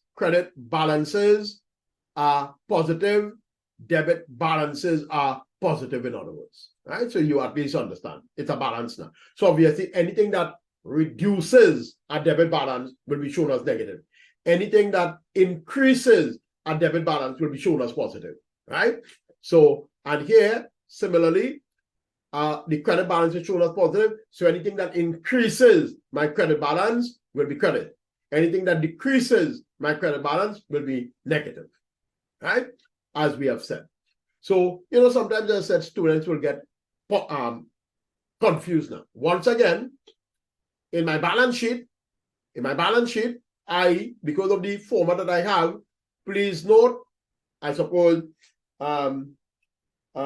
credit, I'll put it here now, balance is negative and debit balance, credit balance is positive and debit balance is negative. Please agree with me, right? So you see, once you stop thinking about positives and negatives, in other words, just think about it in the context of debits and credit. So if it's a credit balance, I'm showing it as negative. My apology, I'm showing it as positive. If it's a debit balance, I'll show it as negative. We don't have any debit balance here. Similarly, debits to profit and loss, credit, everything as I have it here. Good? So let's take each one, right? Obviously, the way in which I arrived at this here, i.e., in the statement of financial position, is directly from what the standard tells us, right? What does the standard tell us? Right? What does the standard tell us? The standard tells us that in the statement of financial position, the amount that would appear is the present value of the plan obligation minus the fair value of the plan asset. So obviously, this is what I have here, right? This is what I have here, right? So present value of plan obligation minus fair value of plan asset, right? The standard tells us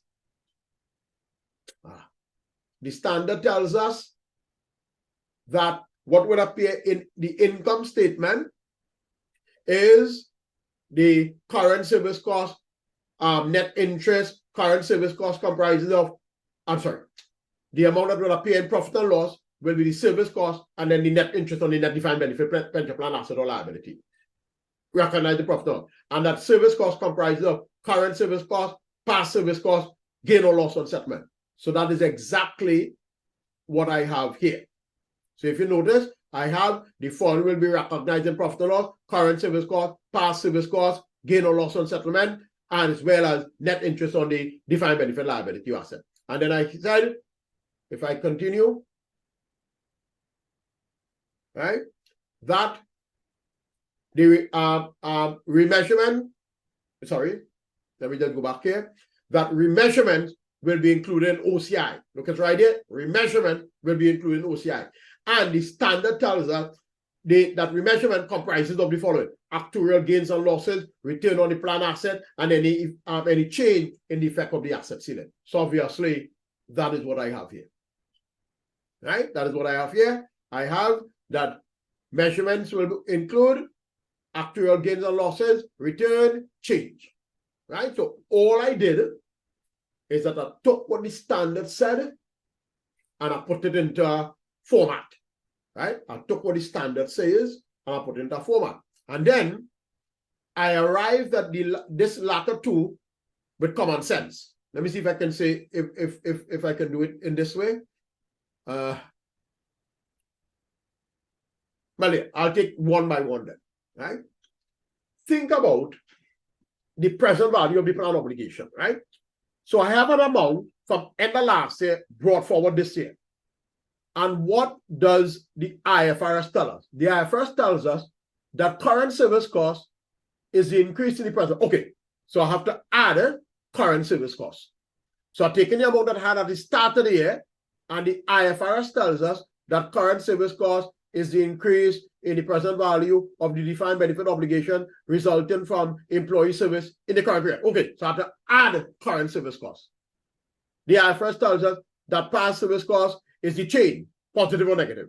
It's the change, positive or negative, in the present value of the plan obligation as a result of an amendment or curtailment. So in other words, what I'm saying, past service cost could be positive, past service cost could be negative. If it is positive, obviously I add in. If it is negative, I remind. So, okay, so I have past service cost inside here, right? Further, interest cost is the unwinding of the discount. Okay, so I have interest cost inside here, right?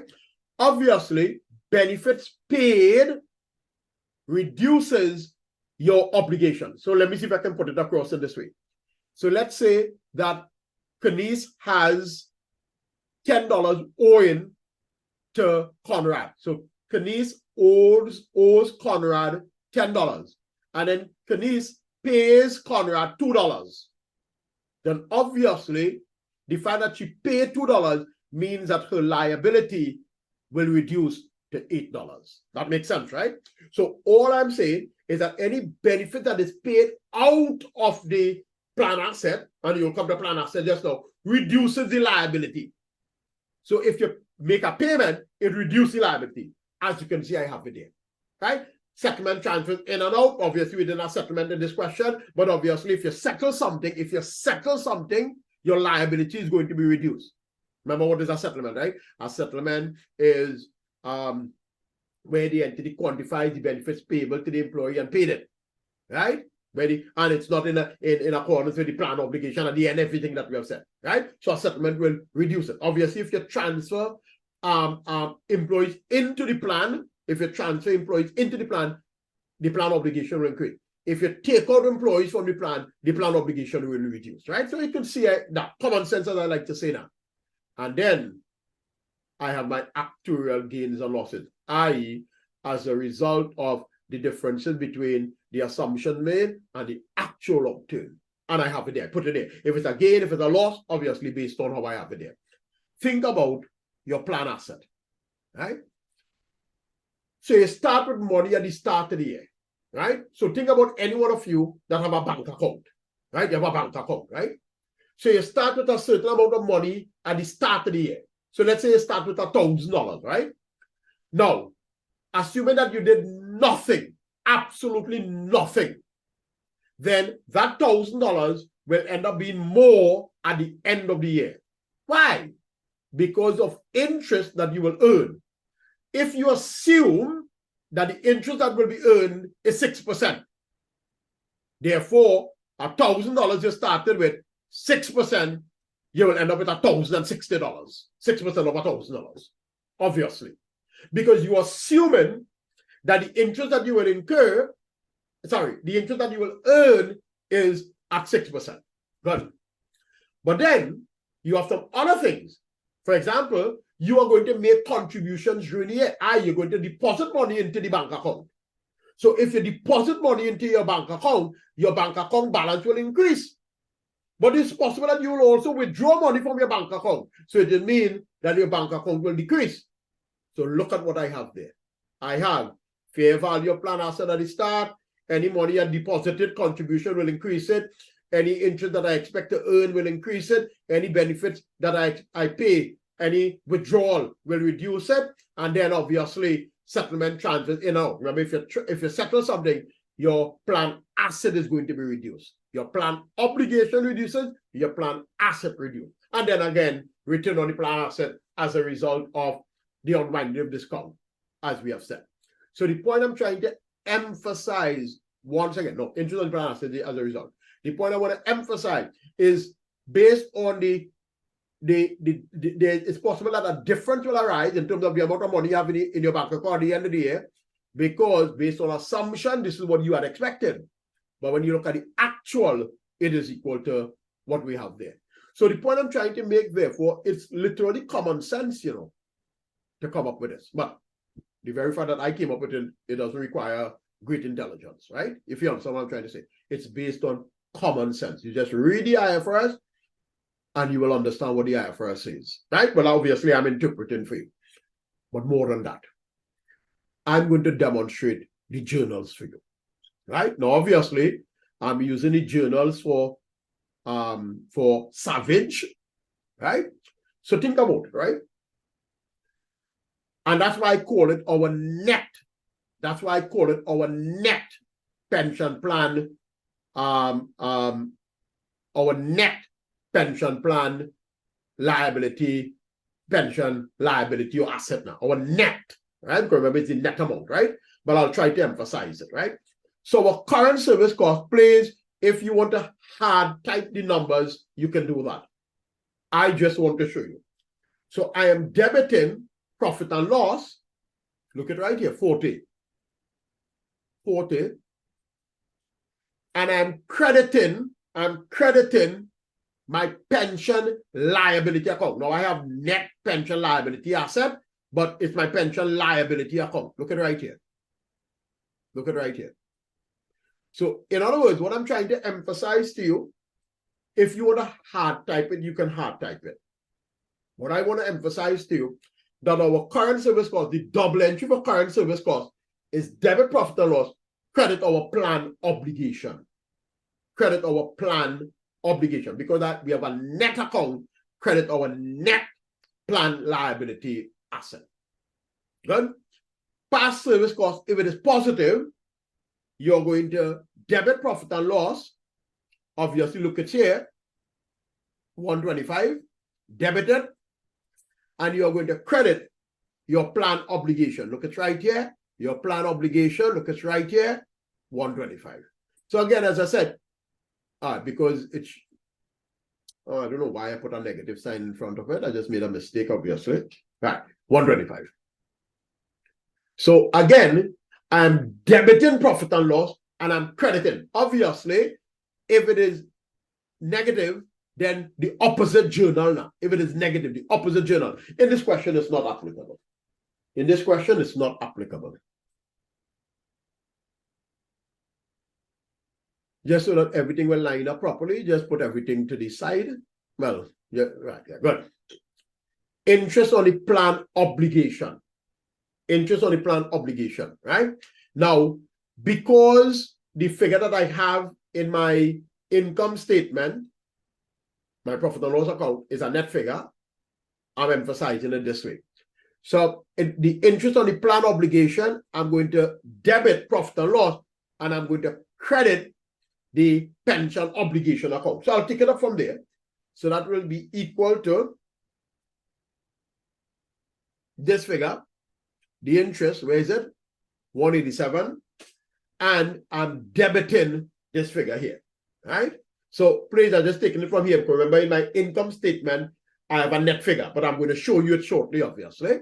So I'll just take it from there. So I'm going to say interest on my plan obligation, I'm debiting profit and loss, and I'm crediting my pension liability account, right? So my pension liability account, right? Obviously, net pension liability asset. Similarly, interest on the plan asset, I'm debiting my plan asset. I'm debiting profit and loss, and I'm debiting my plan asset, and I'm crediting profit and loss, right? So look at it here. And obviously, I'll simply do this, plus this, right? Good. So I want to show you that this figure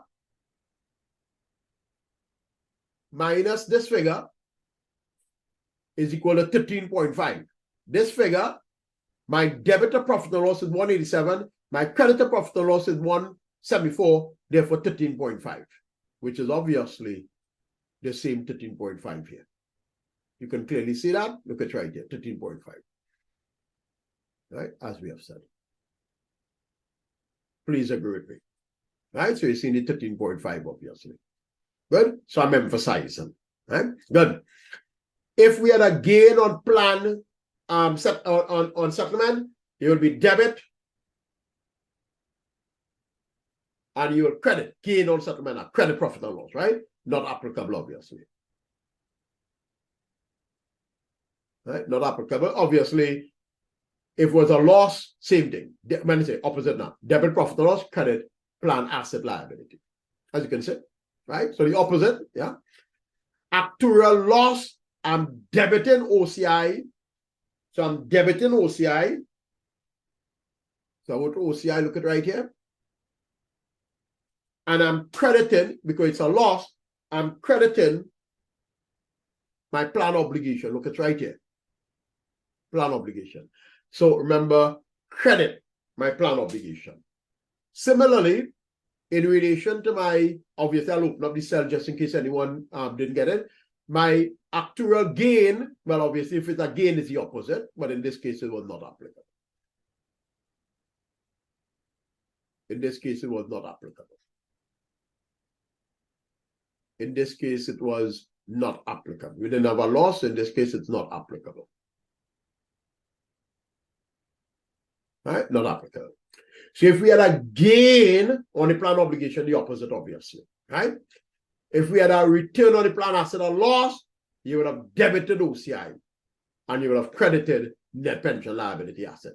If you had a gain, and in our example, we had a gain, so now I had to put in negative, because remember the cell is negative, the cell is negative, the cell is negative, 110, and I'm going to, well, I should probably put here, the cell is negative, so let me just pick it up from OCI. I picked it up from the wrong place, right? Good. Let me just delete all this. And I'm saying debit the pension asset account, meaning the net pension account now. Look at right here, 110. Debit, as we have said, right? Obviously, contribution will be debit statement of financial position, i.e. net pension, credit cash. Now, obviously, I don't have a cash, but I'm going to show you that just now. So I'm just saying debit credit cash, debit the net pension account. So I'll just say that is equal to from our fair value of plan asset, yeah, net pension account, contribution 20, and I'll just put plus 20, right? I.e., so you have the 20 now, credit cash now. Benefits paid, I'm going to debit the statement of financial position, again, because the cell is negative, i.e. the liability and the asset, so that is equal to negative, right? Take it up from here, because the cell is negative now, right? And similarly here, that will be equal to negative. Don't worry, I'm explaining, as I said, everything for you. And even if you think I didn't, you'll ask me, and I will explain it for you, right? So let me just open up here, just in case anyone didn't pick up any particular figure, and then we can take it from there, right? I'll scroll down afterwards, obviously.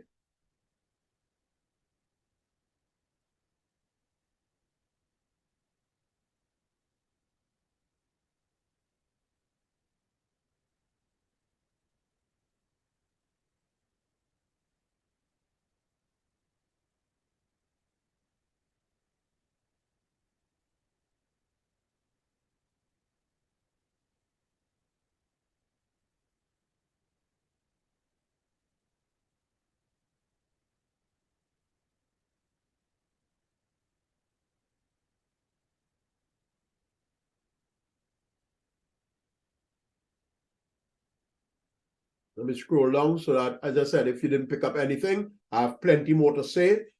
But the main thing is that I want you all to get down these figures, so to speak. I have quite a lot more to say.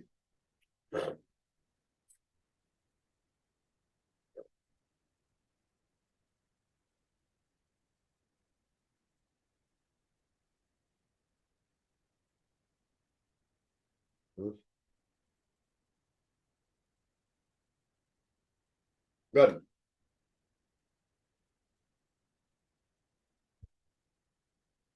So if you have all of those, if I may, a few, remember I'm using this entire question for teaching, right? So I'm emphasizing, please note, that benefits paid has no effect on the net pension plan obligation asset, i.e. it reduces both the plan asset obligation and the plan asset, right? Please note, it is a cash flow of the plan, not the employer, if I may. When I first introduced you to a pension account, what did we mention? We mentioned that the benefits are paid out of the assets of the plan. The benefits are paid out of the assets of the plan. The benefits are not paid by the company, you know. The benefits are paid out of the assets of the plan. Therefore, as we have said, the benefits paid has no effect on the net plan obligation asset. Why? Because it reduces both the plan obligation and the plan asset. And lastly, importantly, it's a cash flow of the plan. It's not a cash flow of the entity, the employer entity. It's not. Secondly, the only cash flow for the employer entity is the cash contribution paid. And I know there, possibly, if we have any cash refunds from the plan, we'll talk about that, obviously. Right? So we'll get to that eventually, i.e. cash refunds from the plan. Right? But for now, the only cash flow, in other words, the only money that the company pays is that contribution, you know, is the contribution. Right? And lastly, the profit and loss expense is not a cash flow. The profit and loss expense, all them figures that we have in the profit and loss account is not a cash flow. It's like depreciation now. It's not a cash flow. It's an expense, but it's not a cash flow. If I may, please make sure that you are doing every single thing that I'm about to do, which is what? You're going to create a T account for me. You're going to create a T account. Please make sure you are doing this, right? I'm going to show you how to create a T account, right? Very simple. In fact, you all might be able to do it better than me now, right? So you just do the following, right? So we're going to create a T account.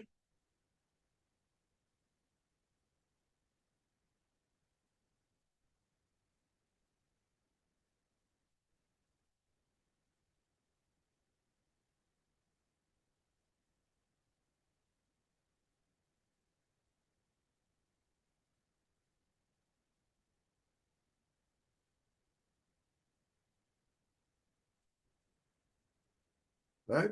So I've created a T account, right? Now, obviously, this is for teaching purposes, and this will be our net. This will be our net pension account.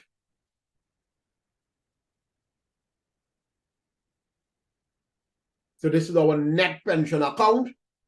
I just want to get in the middle, right? So this is our net pension account. Please follow me, create a T account, and then we'll emphasize. Make sure you understand it, right? I keep telling you, make sure you understand.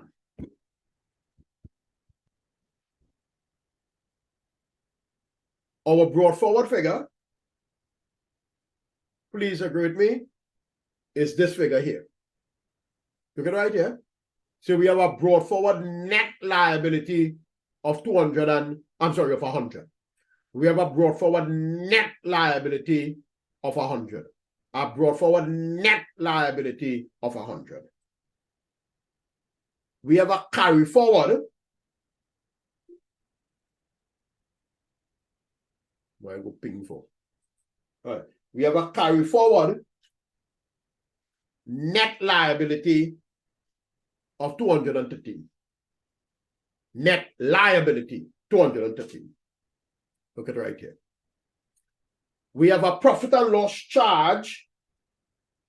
It's a charge. We have a profit and loss charge of 179 or 178.5, I believe. Look at it right here. I have a profit and loss charge of 178.5. I have a OCI, net credit, and OCI net credit of 45.5. Right? Net credit of 45.5. Net credit of 45.5. Further, I have cash contribution of 10. I have cash contribution of 10. So I'll just take it up from here. Look at right here, the 10, not 10, 20. I make a mistake, 20. Look at right here, 20. Cash contribution, 20. Right? As you can see. If I were to total this,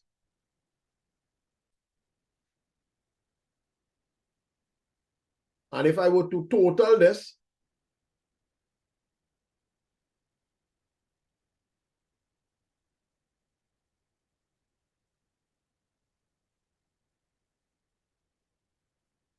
what?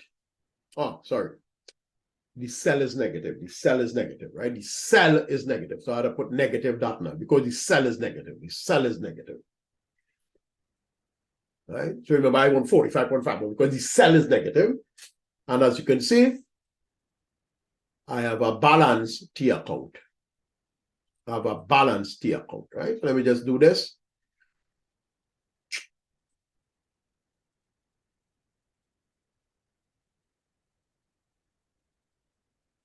And similarly this.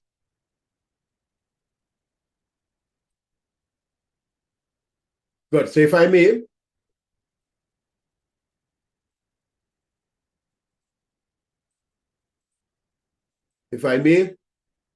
our net pension account. So again, just in case anyone didn't pick up all of the figures, right? As I have it here. I'm trying to reconcile it back to our calculations, obviously.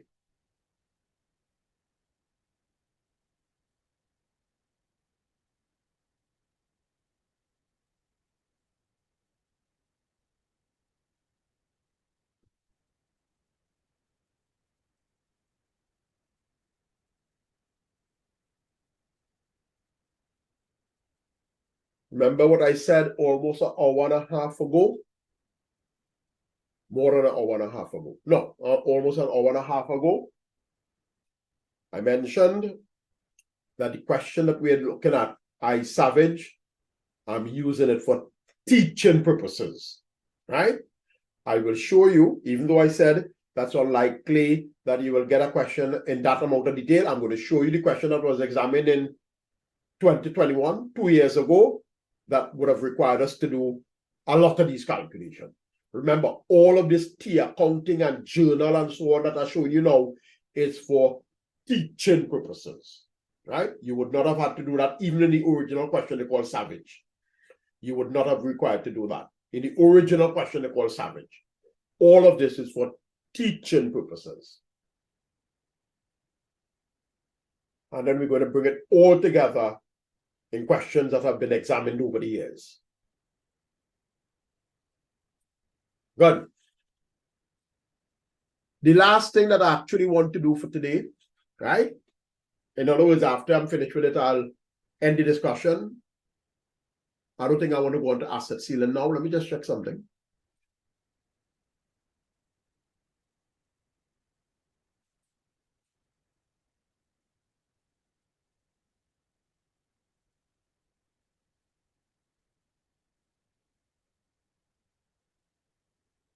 Yes. All right, so I don't think I want to go on to asset ceiling right now.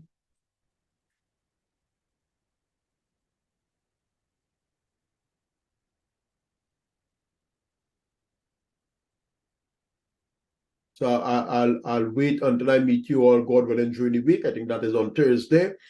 And then I'll go on to asset ceiling, right? I prefer if it is, I do that with sufficient time to explain, and then we'll complete the other aspects of it and then complete IAS 19. Good. So the last thing actually that I want to do as far as this is concerned is the following. And remember, I'm doing this for teaching purposes, right? So let's say perchance we were required to prepare the statement of cash flows. And remember, because of the change in the format of the exam, actually, I'll forward you all this, not necessarily today, but soon, but it's on the ACCA's website. It's on the ACCA's website. It was only recently released, meaning what I'm going to show you now, right? I fabricated a version of this when, for our first session. So as I said, I fabricated a version of it, right? But now your examiner has updated his version, well, his thing, and now I want to emphasize, right? So if you remember, you could probably look at it even. I would have fabricated it. I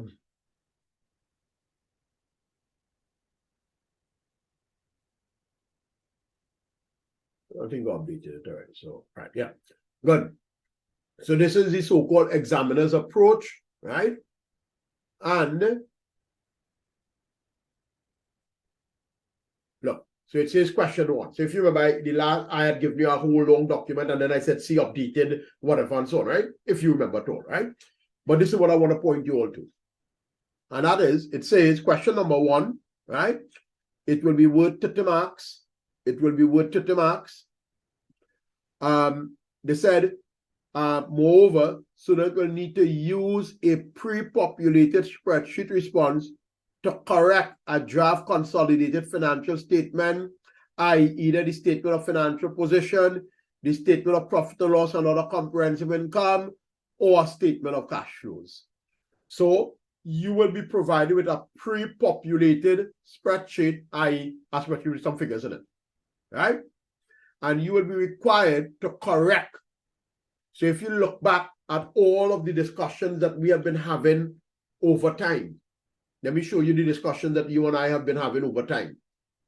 So if I go to my second session, probably my third session, but second session, you would see there, back when we would have looked at IAS 16 questions, right? Let me just kind of show you what we had, right? And I continuously keep saying, this is what they did, this is what they should have done, this is the correction. This is what they did, this is what they should have done, this is the correction. This is what they did, this is what they should have done, this is the correction. This is what they did every time, right? I keep emphasizing, as I even emphasized today, journals, correction, journals, corrections, right? So I'm emphasizing to you, that was IAS 16. Let me just see if when we did IAS 38, if I did the same thing. IAS 38, you know, I love this statement. Nach Najani Argentera. When I did IAS 38, the answer, again, same thing. Did, that is what they should have done, that is the correction. Did, that is what they should have done, that is the correction. Right? Look at it here. Once again, this is what they did, this is what they should have done, that is the correction. So obviously what I've been doing over the last, 8 sessions or how many sessions we have had so far, is that I'm prepping you to answer these kinds of questions on the day of the exam, right? So if you are required to correct something, never forget it, right? Forget your own name. If you forget your name, we can rechristen you. Not a problem. But if you forget this, you're in problems, which is what? That in order for you to correct something, you have to first understand what was done, what should have been done, so that you will know how to correct it. What was done, what should have been done, and therefore how you need to correct it. I trust you understand what I'm getting at, right? So if I come back to the document, it says, you students, candidates, will need to use a pre-populated spreadsheet, right? And you need to correct a draft statement, etc., etc. It says anywhere between 10 to 14 marks on the day of the exam. Anywhere between 10 to 14 marks. It says, note, however, candidates will not be required to prepare consolidated financial statement from individual financial statement of the parent and the subsidiary, right? So it's not that they will give you the separate financial statement of the parent and the subsidiary, and then they will have to prepare the consolidated account. Rather, they will give you a pre-populated consolidated financial statement, whether it be the statement of financial position, the statement of profit and loss or comprehensive income, or the statement of cash flow. And then you will have to, inverted commas, correct it. So I am preparing you for that. Something that is oft examined as it relates to IAS. Something that is oft examined as it relates to IAS 19. So now I'm showing you the statement of cash flows. So the statement of cash flows, right? And we'll have our net cash flow from operating activities. Right? I trust you all remember the format of the cash flow and look at what I want to have then. So we'll have, I'm going to add back our pension, our defined benefit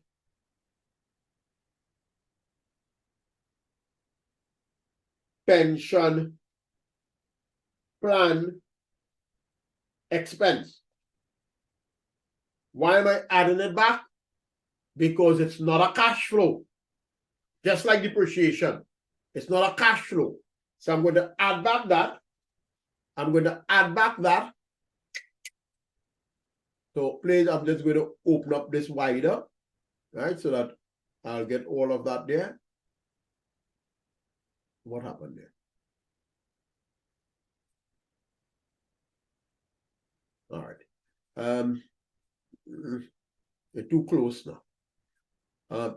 If you can, just do this. Cut it and move it now. All right. Don't bother with that.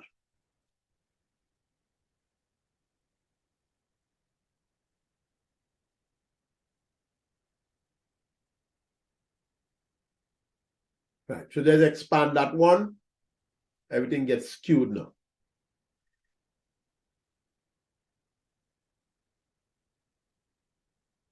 I just don't like things to look that way, so I just moving it around now. Done. So I'm going to add back my defined benefit pension plan expense. In other words, I'm going to add back this figure. And I'm going to less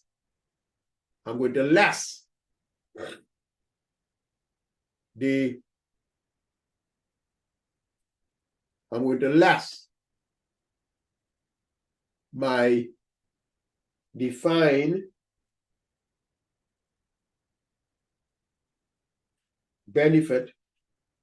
So notice I'm specifying this defined benefit, right? Not defined contribution, right? I'm specifying this the defined benefit, not the defined contribution, right? So I'm going to less the defined benefit pension plan contribution. So again, because I have it here, I'll simply say minus 20.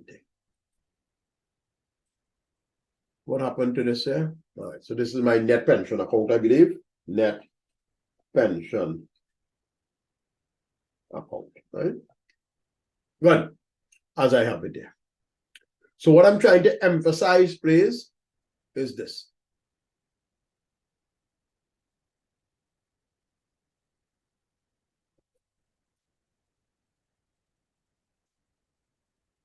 So what I'm trying to emphasize then is the following, i.e., that in preparing the statement of cash flows,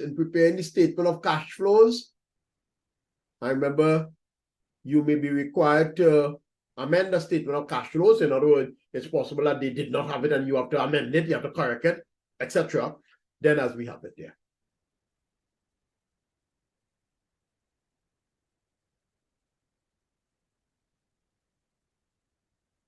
As we have said.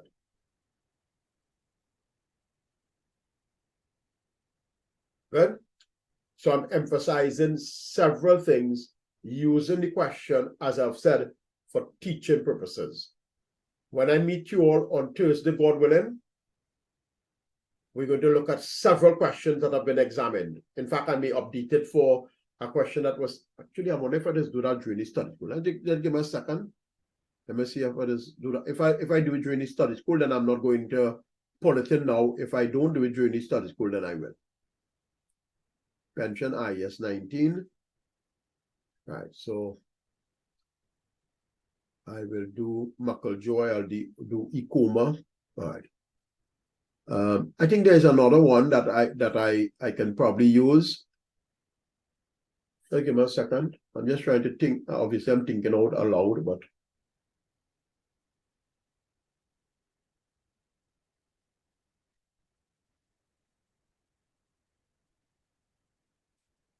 I was trying to flip through some questions to see if I can. I know I have one from 2018. I just want to see if I have anything from we in 2023, right? I didn't pull up that question as yet. Just give me a second. Let me just see.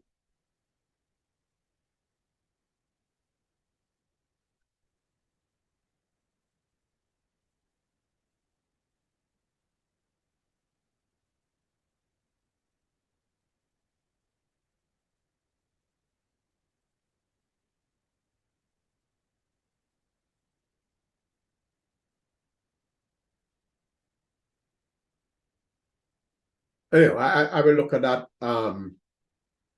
at my convenience rather than using up your time, right? And if I get a more up-to-date question, I'll probably, when it's more up-to-date, like that was examined within the last year or two, usually I keep those for my study school, but we will get to that, right? So, as I said, God willing, when I meet you all on Thursday, we're going to complete our discussion on IS 19. We still have to do other long-term employee benefits and all of that, termination benefits, everything. So we will complete our discussion on IS 19. And what do I do after IS 19? Let me just see, remind myself now.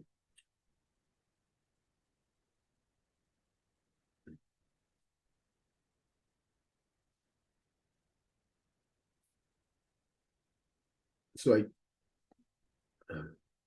oh yeah. So when we'll complete our discussion on IS 19, and then we'll probably go on to IS 37 and so on. Obviously, we, as I like to say, we're lining up all of these IFRSs and we knocking them down, right? So as always, I thank you very much for your time. God willing, I'll see you all on Thursday. Remember, if whilst you're reviewing it and so on, if you have any questions, then you can always ask me. I will obviously try to the best of my ability to clarify for you. I'll see you all on Thursday, God willing.